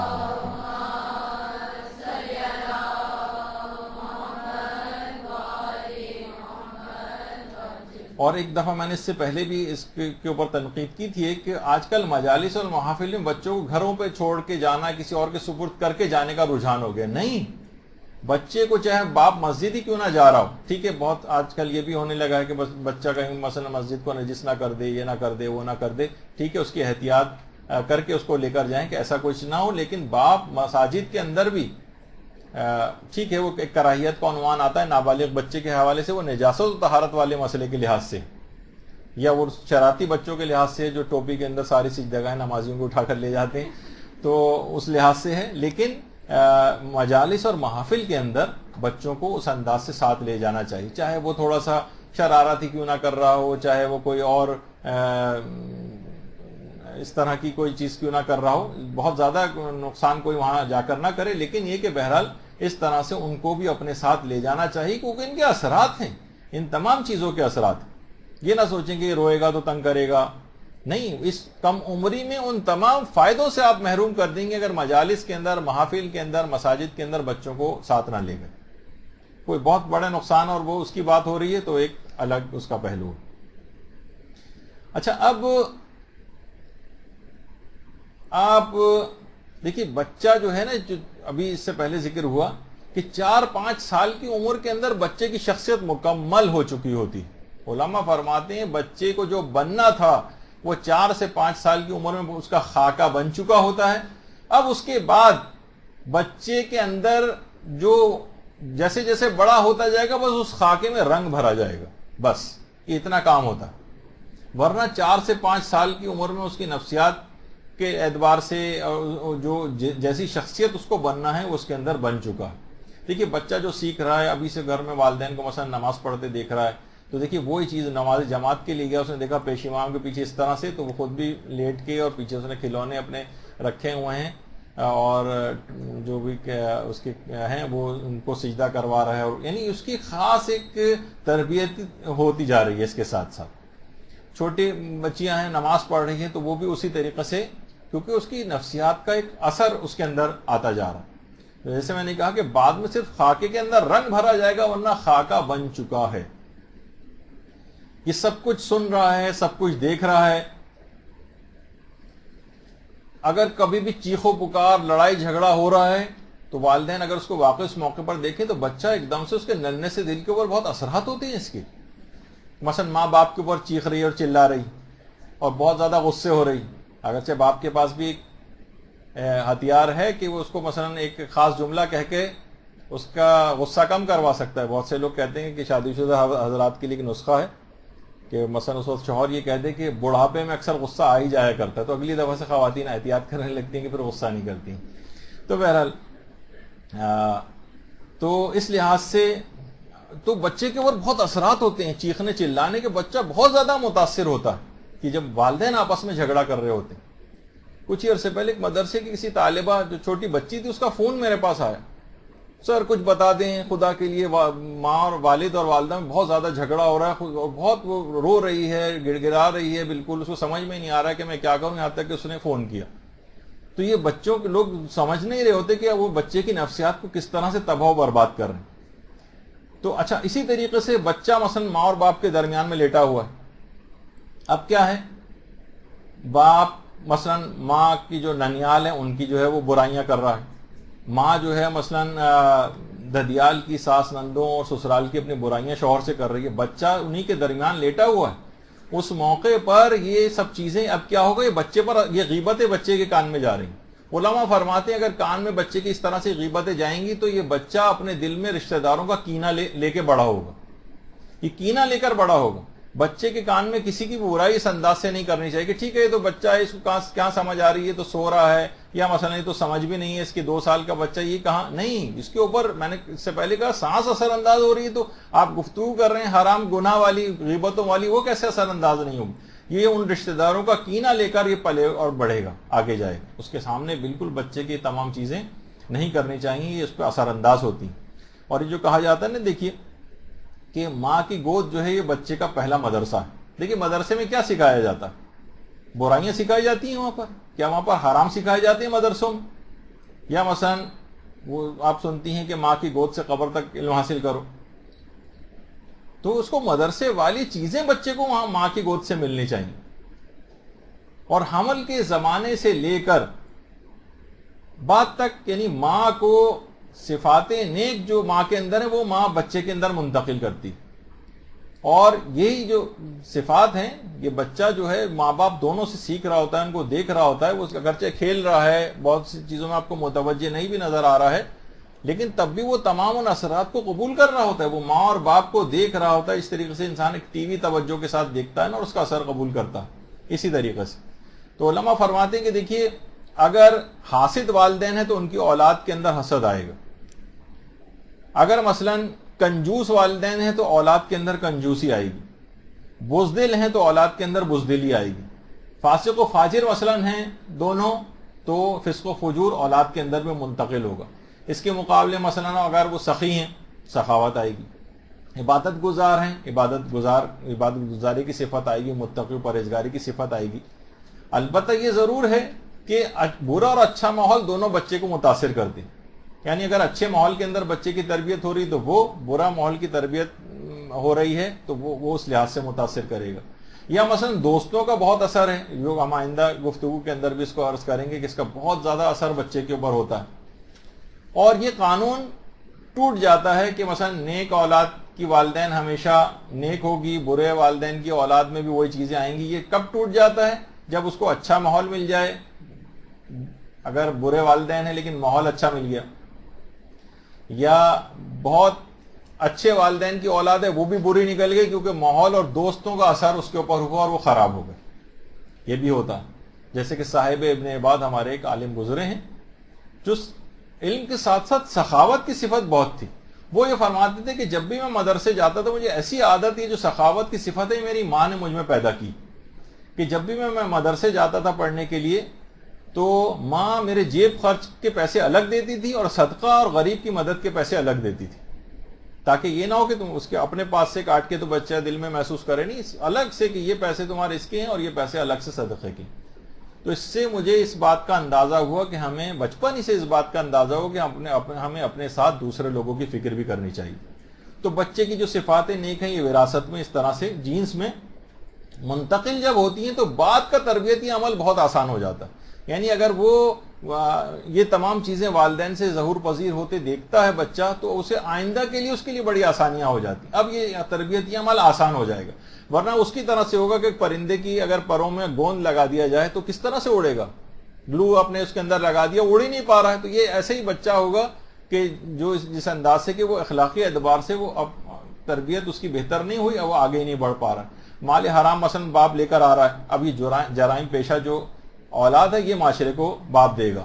نماز قضا کرنے والی جو اولاد والدین ہیں وہ اب یہ مرض ان کی اولادوں کے اندر بھی آئے گا، بہت مشکل ہے کہ ان کی نمازی اولادیں بن سکیں۔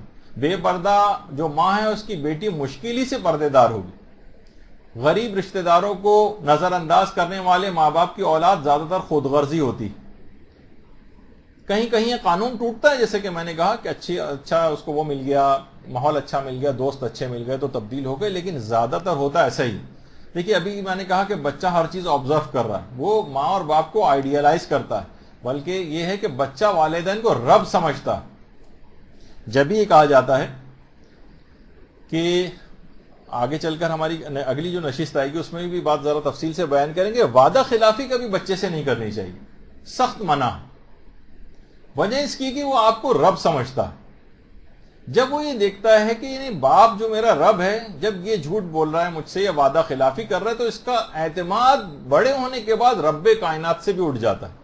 کہاں آپ کو اللہ کے وعدوں کے اوپر کوئی اعتبار ہوتا ہے؟ وہ کہتا ہے کہ دیکھو یہ اگر یہ کرو گے تو میں تم کو یہ اجر دوں گا، اس کا یہ ثواب ہے، یہ فضیلتیں، سب کچھ سنتے ہیں اور کانوں پہ ہمارے کوئی کچھ بھی نہیں ہوتا، کوئی جو نہیں رنگتی، کوئی کچھ نہیں ہوتا، کہ بس اتنا سب کچھ سننے کے باوجود بھی عمل کے لیے کوئی رغبت پیدا نہیں ہوتی، اس وجہ سے کہ اپنے رب کے اوپر سے اعتماد اٹھا ہوا ہے۔ تو اور جب یہ قرآن کے اندر کتنی جگہوں پر اور دعاؤں کے اندر بھی جملہ بار بار آتا ہے کہ انک لا تخلف المیعاد، اللہ کبھی اپنے وعدوں کی خلاف ورزی نہیں کرتا۔ تو یہ بچہ بھی اس کے ننھے سے دل کے اوپر بہت اثر ہوتا ہے اس بات کا کہ اگر اس سے کبھی کوئی وعدہ خلافی کرے، کیونکہ یہ اس کو رب سمجھ رہا ہے، ایکسپیکٹ ہی نہیں کرتا ہے۔ اس کی بڑی اچھی مثال دی جاتی ہے کہ مثلا بچہ آپ کے پاس کوئی چیز رکھوا کر جائے اور اس کے بعد پھر آپ اس کو وہ چیز نہ دیں، یا تو وہ کیسی عجیب سی نظروں سے آپ کو دیکھتا ہے، وہ یقین نہیں کر رہا ہوتا کہ اس کے ساتھ اس طرح کا دھوکہ آپ نے کیا۔ یعنی ایک بچے کے اندر فطری طور پر ایک صفت عدالت ہوتی ہے، اس کا نفی ہوتے دیکھتا ہے تو اس کو حیرانگی ہوتی، وہ آپ کو رب سمجھ رہا ہے اور آپ نے وعدہ خلافی کی، اس کو بڑی نفسیاتی طور پر اس کے بہت سارے ایسے عوامل ہیں کہ علماء فرماتے ہیں ہو سکتا ہے بڑے ہونے کے بعد اس کا رب کائنات پر سے بھی اعتماد اور یقین اٹھ جائے، جس کے والدین یہ جنہوں نے ابھی وعدہ خلافی کی ہے یہ ذمہ دار ہوں گے اس کے۔ اچھا اب بچہ آبزرو کر رہا ہے، مثلا ماں دعائیں پڑھ رہی یہ بظاہر آپ کو بچہ سامنے نظر آ رہا ہے کہ یہ صرف کھیل رہا ہے، یہ اپنے کام میں مگن ہے، جی نہیں، یہ تمام چیزوں کو ایبزارب کر رہا ہے، ہر چیز جو بھی جس محفل کے اندر یہ بیٹھا ہے، جو چیز وہاں پر پڑھی جا رہی ہے، ہر چیز اس کے اندر جا رہی ہے۔ اور جب یہ اپنی آنکھوں سے سب کچھ دیکھ رہا ہے تو اب اس کے اندر یہ تصویریں نقش ہوتی چلی جا رہی ہیں۔ بچہ وہی کرنے کی کوشش کرے گا جو وہ دیکھتا ہے۔ آپ دیکھتے ہیں نا بچے کی سائیکی ہوتی ہے، کیوں وہ بڑوں کے چپل پہن کر چلنا چاہتا ہے؟ آپ نے اکثر دیکھا ہوگا، وہ صرف اسی وجہ سے ہوتا ہے کہ وہ جیسے بڑے کر رہے ہیں ویسے کرنا چاہتا ہے، ان کے اعمال کی پیروی کرنا چاہتا ہے۔ ایک بار بھی ہو سکتا ہے، لیکن بار بار کیوں آپ کو حکم دیا جاتا ہے کہ مثلا آپ دن میں 5 مرتبہ کم سے کم نماز پڑھیں، مستحب نمازیں جو الگ پڑھیں؟ بار بار جب بچہ دیکھے گا ماں کو عبادت کرتے ہوئے اس میں خود بخود وہ چیزیں منتقل ہوتی جائیں گی۔ جب کیوں ہے دن میں بار بار اذان کیوں دی جاتی؟ ایک دفعہ بس کافی ہونا چاہیے تھا دن میں، نہیں، ان بار بار چیزوں کے اثرات ہیں۔ تربیتی عمل میں لوگ اکثر بہت جلدی مایوس ہو جاتے ہیں، بھائی کب تک کہتے رہیں، کب کہتے ہی آپ کو رہنا ہے؟ جس طریقے سے روزانہ آپ کو 5 وقت اذان کہنی ہے، اس میں ایک چیز کے متعلق آپ کا اعتقاد ایسا نہیں کہ آپ کہیں کہ اگر میں 1 سال بھی اذان نہ دوں تو میرا اعتقاد اس پہ سے کمزور ہو جائے گا، نہیں، پھر بھی کہا جاتا ہے کہ 2 تاکید بار بار کی جاتی، بار بار وہی جملے نمازوں کے اندر پڑھو جو کہ تمہیں ہمیشہ پڑھنے ہیں۔ اس کی کیوں ہے؟ اور اس سے فائدہ اٹھاتی ہیں اکثر وہ بھی جو موبائل فون کمپنیز وغیرہ ہیں۔ آپ دیکھتی ہیں کہ بعض اوقات ایک ہی اشتہار کو 100 200 500 دفعہ آپ دیکھ کے بیزار ہو جاتے ہیں اس سے، لیکن ان کو پتا ہے کہ اس سے کیا سائیکی ڈیولپ ہوتی ہے، بار بار کا دیکھنا سے کیا چیزیں، سب چیزیں آپ پر کس انداز سے بڑے ہونے کے باوجود بھی اثر انداز ہو رہی چاہیے جائے گا کہ بچہ۔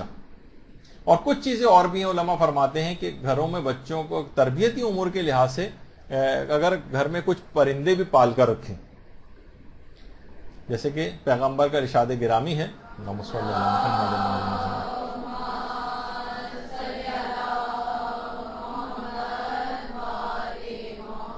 کبوتر رکھنے کے متعلق اس سے بچے کو جنات کے نقصانات سے بچایا جا سکتا ہے، اور مثلا یہ بھی فرمایا کہ ان کے پروں کی پھڑپڑاہٹ جو ہے کبوتروں کی، یہ مثلا شیاطین کو وہاں سے دفع کرتی۔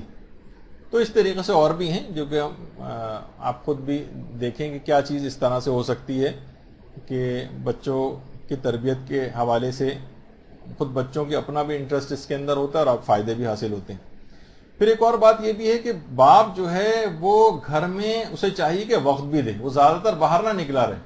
جیسے کہ کہا ہے پیغمبر نے کہ مرد کا اپنے اہل و عیال کے ساتھ بیٹھنا اللہ کو اس اعتکاف سے زیادہ محبوب ہے جو میری اس مسجد نبوی میں بجا لائے۔ یعنی جتنا وقت یہ اپنے بچوں کو دے رہا ہے، بلکہ کہا جاتا ہے کہ یہ انویسٹمنٹ ہے، جتنا آج آپ بچوں کو وقت بچپن میں دے رہے ہیں اتنا ہی یہ بڑے ہونے کے بعد آپ کو وقت دیں گے۔ اگر آپ نے انویسٹمنٹ کی نہیں ہے اس سے پہلے تو اس کے بعد یہ ان کے پاس بھی وقت نہیں ہوگا آپ کو دینے کے لیے۔ تو اس کا فائدہ بھی اتنا ہے کہ سوچئے مسجد نبوی میں اعتکاف سے بہتر قرار دیا کہ مرد کا اپنے اہل و عیال کے ساتھ بیٹھنا آ کر۔ تو یہ تربیتی امور کے اندر یہ ضرور ہے کہ باپ یہ نہیں کہ بس گھر میں ٹھیک ہے بچے ہیں اس کے بعد اپنے اس میں نکل گیا دوستوں یاروں کے اندر، وہ اپنے وقت کو وہاں لگا رہا ہے۔ اچھا، اسی طریقے سے ماں بھی شروع سے دیکھے، بچہ جو ہے ماں کو باحجاب دیکھے۔ اچھا، گھر میں تو ظاہر ہے کہ وہ ہر وقت حجاب نہیں پہنے رہے گی، لیکن یہ کہ اسے اکثر اوقات میں کہیں جا رہی ہے تو اس کو باحجاب ماں کو نظر آنا چاہیے، کیونکہ اگر وہ بچی اگر ہے تو بعد میں خود بھی وہ باحجاب بنے، اور بچپن ہی سے اس انداز سے اس کی تربیت ہوتی جائے، کیونکہ دیکھ دیکھ کر اس نے سیکھنا۔ دیکھیے علماء یہ بھی فرماتے ہیں کہ بعض اوقات یہ ہوتا ہے کہ اگر آپ 2 گھرانوں کا موازنہ کریں تو ان میں بچوں میں کتنا فرق آ جاتا ہے ان بچیوں کے اعتبار سے، جو ظاہر ہے کہ فسق و فجور کے ماحول میں بڑے ہوئے ہوں، جو وہی چیز سیکھ رہے ہوں، کچھ کر رہے ہوں، تو ویسے ہی ان کے اندر بھی یعنی کیونکہ وہ صرف دیکھ کر سیکھ رہے ہیں، ٹی وی پہ وہی چیز دیکھ کر ایک طرح کی بچی کچھ اور چیز سیکھ رہی ہے، اور گھر میں پاک و پاکیزہ والدین کو دیکھ کر، ان کی سیرت اور کردار کو دیکھ کر ان کے اندر نیک اثرات جو ہیں وہ الگ طریقے سے آ رہے ہیں۔ اچھا، اسی طریقے سے بچہ ہے وہ دیکھ رہا ہے روزانہ مثلا اپنے باپ کو داڑھی مونڈتے ہوئے، تو وہ بھی ویسی کرنے کی کوشش کرتا ہوا نظر آتا ہے۔ تو نماز پڑھتے ہوئے مثلا اگر بچہ بھی جو ماں صرف دعائیں پڑھ رہی ہے نماز پڑھے، اس کا لازمی نتیجہ یہ ہوگا کہ یہی بچہ بڑا ہو کر یعنی اس کی سائیکی کے اندر یہ چیز آئے گی کہ اس کو بھی نماز پڑھنا، یا بھی نمازی بنے گا۔ اور دیکھیں نیک لوگوں کے بھی جو اثرات ہیں وہ بھی بہت ہوتے ہیں، ان کے پاس بچوں کو زیادہ تر لے جانا چاہیے۔ نیک لوگوں کے پاس، لوگ آیت اللہ بہجت کے پاس اپنے بچوں کو لے کر ابھی بھی جو مختلف علماء ان کے پاس لوگ لے کر جاتے ہیں اس انداز سے، کوئی دعا پڑھوانے کے لیے، بہرحال ان کے پاس جانا، ایک فسق و فجور کے حامل آدمی کے اندر اتنی صلاحیت ہوتی کہ وہ متاثر برائی کے اعتبار سے کر سکتا ہے، تو نیک لوگوں کے لیے کتنی اس کے اندر صلاحیت ہوگی، نیکی تو اس سے بھی زیادہ پاورفل ہے، برائی کے اندر تو اس لحاظ سے کوئی اتنا اثر نہیں ہوتا ہے۔ لوگ آیت اللہ گل پائگانی کے پاس، اپنے رشتہ دار بچے جو ہیں وہ ان کے پاس آتے تھے، آیت اللہ سید محمد رضا گل پائگانی، چھوٹی چھوٹی بچیاں وہ ان کے ساتھ آ کر بیٹھیں گی، ظاہر ہے کہ وہاں پہ بے پردگی اور اس کا کوئی اس انداز سے عنصر نہیں ہوتا، تو یہ ان تمام چیزوں کے اثرات ہوتے ہیں۔ اسی طریقے سے امام خمینی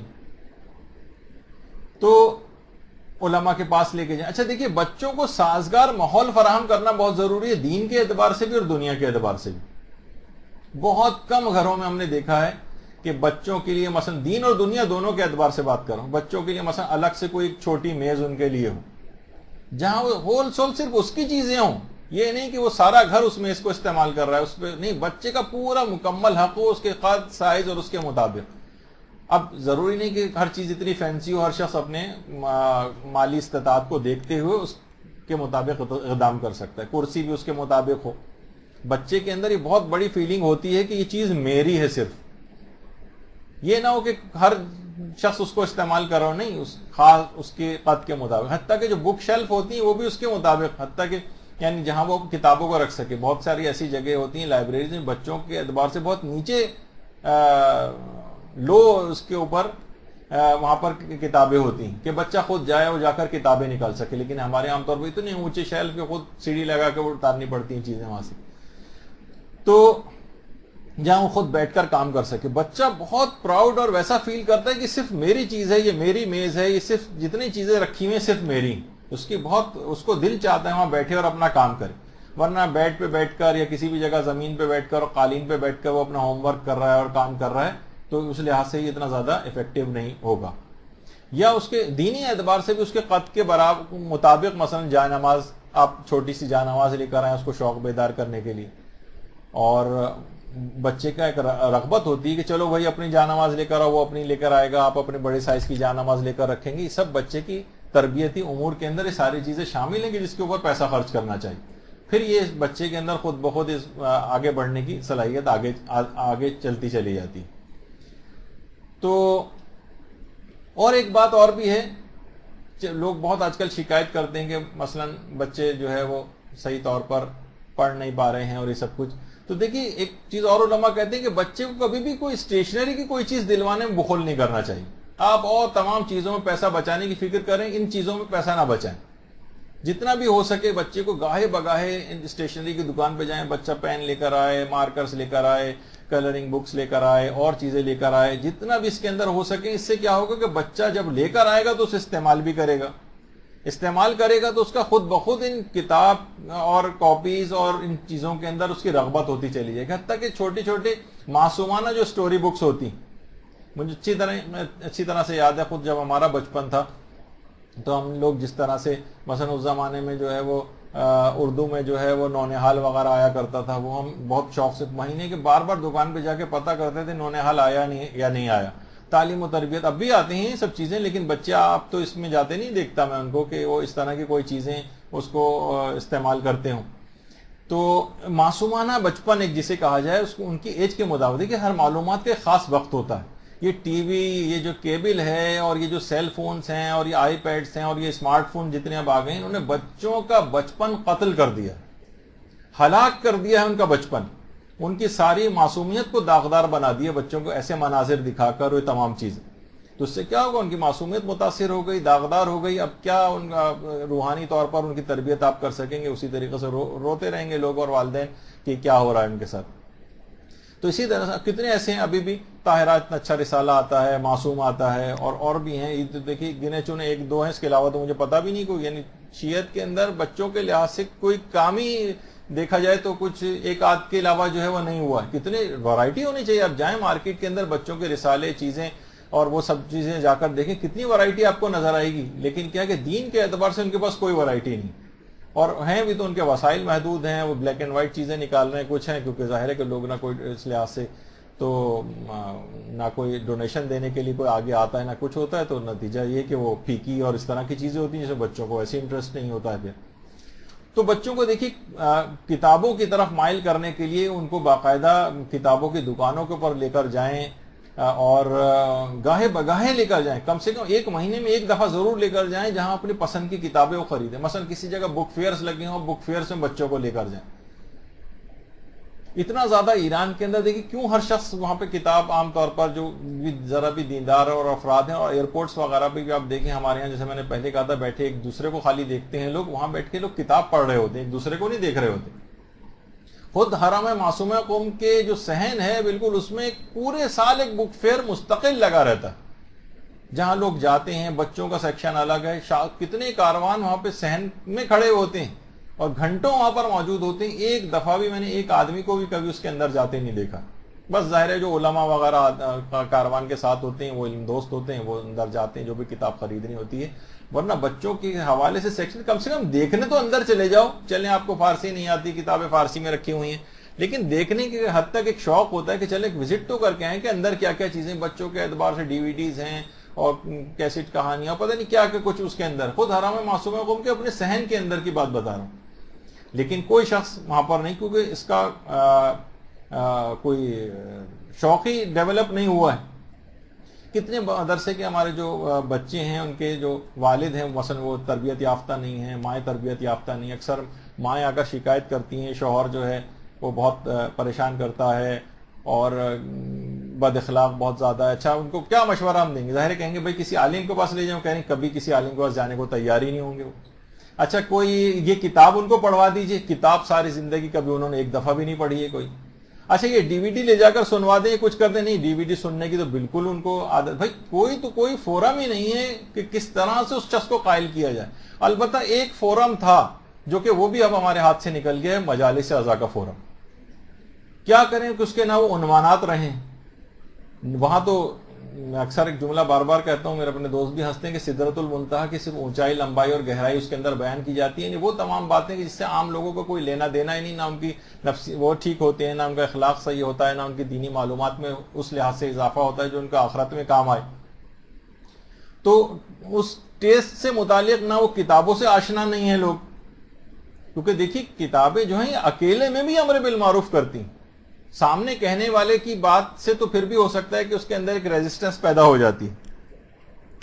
لیکن جو کتاب ہے فقط ہو سکتا ہے ایک لائن پڑھ کر کوئی چینج ہو جائے، اس کا کوئی ایک چیپٹر پڑھ کے کوئی چینج ہو جائے. ایک جیسے کہا جاتا ہے نا، ایک جملہ کسی عالم کا سن کر لوگ تبدیل ہو جاتے ہیں، ایک تقریر سن کر تبدیل ہو جاتے ہیں. ہمارے استاد محترم مولانا صادق حسن صاحب قبلہ خدا ان کی عمر کو طولانی فرمائے اور صحت و سلامتی عطا فرمائے، یعنی اپنی تقریروں سے لوگوں کو تبدیل کر کے رکھ دیتے ہیں. تو بچوں کو شروع سے اس کا عادی بنانا چاہیے، وہ کتابیں سننے کے عادی ہوں، وہ علماء کے پاس جانے کے عادی بنے، وہ جو ہے ان سے رجوع کرنے کے عادی بنے، وہ ان کی تقاریر سننے کے عادی بنے. کہیں پہ بھی ایک کتاب کا ایک جملہ، ایک تقریر کا ایک جملہ کوئی ان کو ایسا کلک کر جائے گا کبھی نہ کبھی کہ بگڑے سے بگڑا آدمی بھی جو ہے وہ بدل جاتا ہے. لیکن اگر کوئی ان چیزوں کا عادی ہی نہ ہو تو پھر کس طرح سے اس کو راہ راست پر لے کر آئیں گے؟ آپ خود سوچیے کہ سارے ہاتھ پاؤں اپنے کٹوا دیے جائیں. تو کتابیں ہیں، اسٹیشنری ہے، اس میں لوگ پیسہ بچانے کی فکر کرتے ہیں. ایک پینسل دلوا کر لے کے آئیں گے، ایک پین اس کو دلوا دیا. نہیں، اس کو تھوڑا سا پیسہ اس کے لیے رکھیں. جہاں اتنے فضولیات کے لیے اور شاپنگز کے لیے پیسے رکھے جاتے ہیں، اس کے لیے بھی رکھیں. کہا جاتا ہے نا کہ save money and spoil the child. پیسہ تو آپ نے بچا لیا لیکن بچہ آپ نے خراب کر دیا، اس کے اوپر آپ پیسے نہیں لگا رہے. جیسے وہی ڈاکٹر جب مریضوں کو مشورہ دیتے ہیں کہ جناب وہی کہ آپ آلیو آئل کیوں نہیں استعمال کرتے ہیں، تو وہ وہی پھر کہتا ہے کہ مہنگا بہت ہوتا ہے، تو وہی کہتے ہیں اچھا پھر اس کا مطلب آپ بائی پاس آپریشن کے پیسے جمع کر رہے ہیں. اس کا مطلب گھٹیا اور سستی دوا کہتے ہیں ڈاکٹر صاحب یہ تو بہت مہنگی دوا لکھ دی، 50 روپے روز کی دوا کہاں سے میں استعمال کروں. گھٹیا دوائیں کوئی یا سستی قسم کی دوائیں جو مرض پالے گا، جب وہ واقعی خرابی کی طرف جائے گا تو اس دوا سے 10 گنا زیادہ خرچہ والا اس کو بعد میں کرنا پڑے گا اور شفا پھر بھی نہیں ملے گی. یہ جو بچہ ابھی خراب ہونے جا رہا ہے بعد میں، تو بعد میں آپ کتنے ہی پیسے کیوں نہ خرچ کرنا چاہیں اس کے بعد پھر یہ بچہ ٹھیک نہیں ہو سکے گا اگر آپ نے وہ وقت نکال دیا. Prevention is better than the cure, کہ پرہیز علاج سے بہتر ہوتا ہے. ابھی سے ہی آپ اس کو اس طرح سے کر دیں، تھوڑا سا پیسہ اس کے اوپر خرچ کر دیں. انشاءاللہ اگلی جو ہماری نشست آئے گی جس کے اندر استاد کے حوالے سے گفتگو ہوگی، تو وہاں پر بھی ہم یہ چاہتے ہیں کہ بس 500 روپے پہ جو کسی شخص کو رکھ لیں جو پورے مہینے 500 روپے میں آ کر پڑھائے. تو ظاہر ہے پھر اس کو جو کوالٹی آپ کے پاس ہوگی وہ آپ خود دماغ میں سوچ سکتی ہیں. تو اس میں آپ پیسے لاکھ بچاتے رہیں اپنے، اور باقی چیزوں کے اندر جو خوب پیسہ خرچ کرتے ہیں تو اس کا نتیجہ خراب ہی نکلے گا. تو اب کیا ہے کہ کوشش کریں کہ بچے کو جتنا آپ دینی لحاظ سے دنیاوی لحاظ سے فیسیلیٹیٹ کر سکیں اس کی معاونت کریں آپ. مثلا سردیاں ہوں، بچے کے لیے اٹھنا بہت مشکل ہوتا ہے اور وضو کر کے اس کو مثلا نماز پڑھانی ہے. ابھی میں 1-2 سال کے بچے کی بات نہیں کر رہے ہیں، جیسے جیسے بچہ بڑا ہوتا جا رہا ہے اب آپ کے سمجھ رہے ہیں کہ نہیں اس کو اب نماز کے لیے بھی اب اٹھانا چاہیے.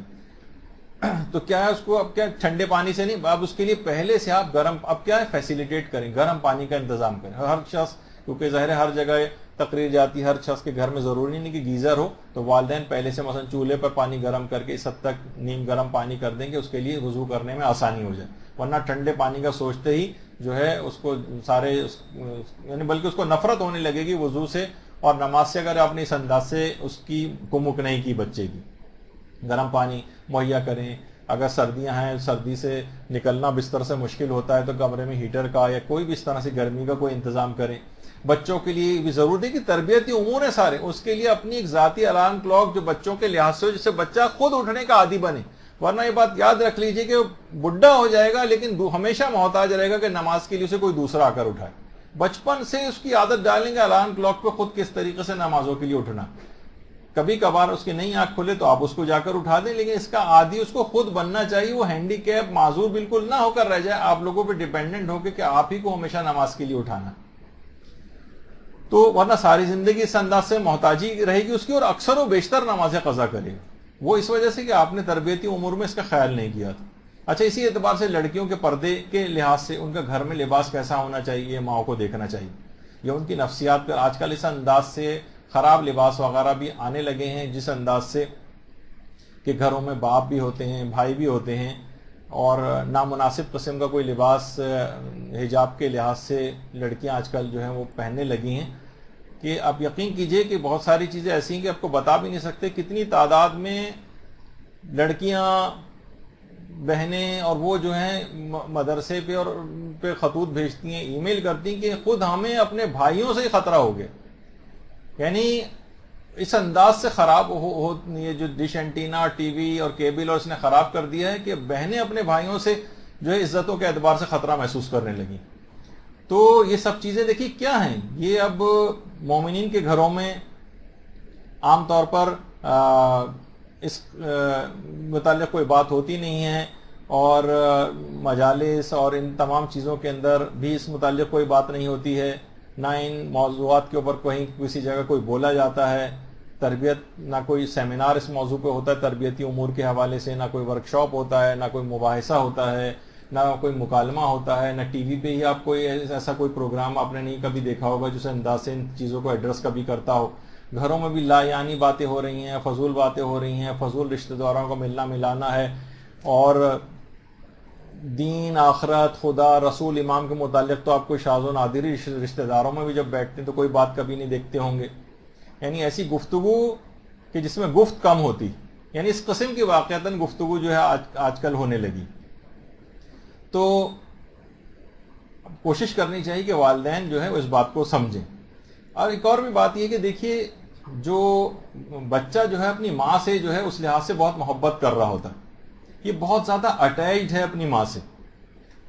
یہ اپنی ماں کی گود میں سر رکھ کر بہت پرسکون محسوس کرتا ہے.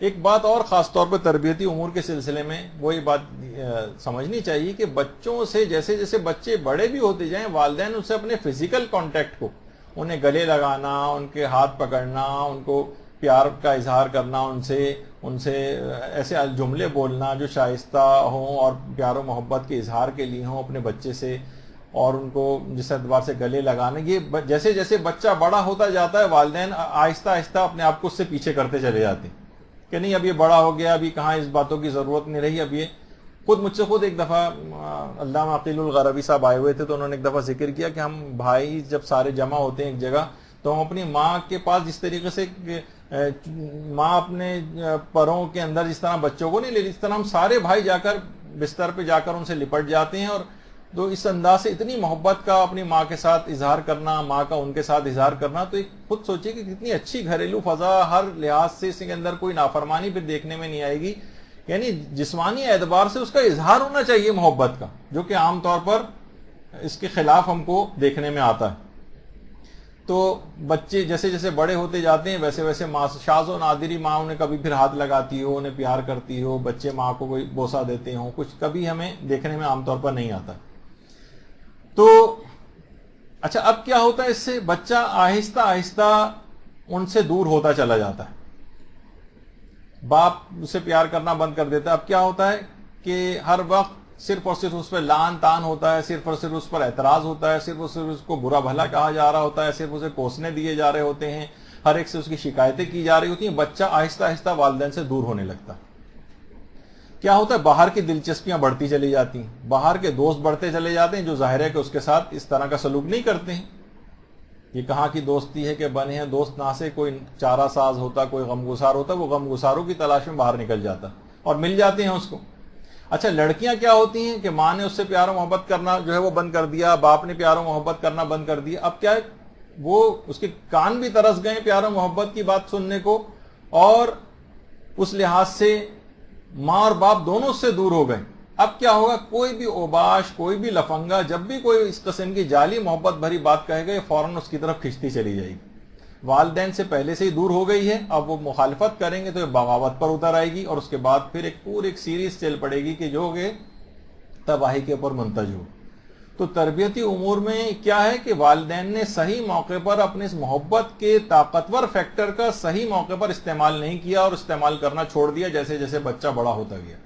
یہ بہت بڑا نقصان ہے کہ جو کہ دیکھنے میں آتا ہے۔ ابھی انشاءاللہ جو ہماری اگلی گفتگو ہوگی، بچہ آہستہ آہستہ بڑا ہو رہا ہے، اب یہ اسکول بھی جانا شروع کرے گا، اور مدرسے جانا شروع کرے گا، استاد سے پڑھنا شروع کرے گا، اس کے اندر نفسیاتی تبدیلیاں آئیں گی، یہ کھیل کون سے کھیلے گا، یہ تمام انشاءاللہ جو ہماری آئندہ کی جو نشست ہوگی اس کے تمام کے عنوانات یہ بنیں گے۔ تو آج کی حد تک ہم گفتگو یہاں پر روکتے ہیں۔ وصلی اللہ علی محمد وآلہ الطیبین الطاہرین۔ درود يا مولاي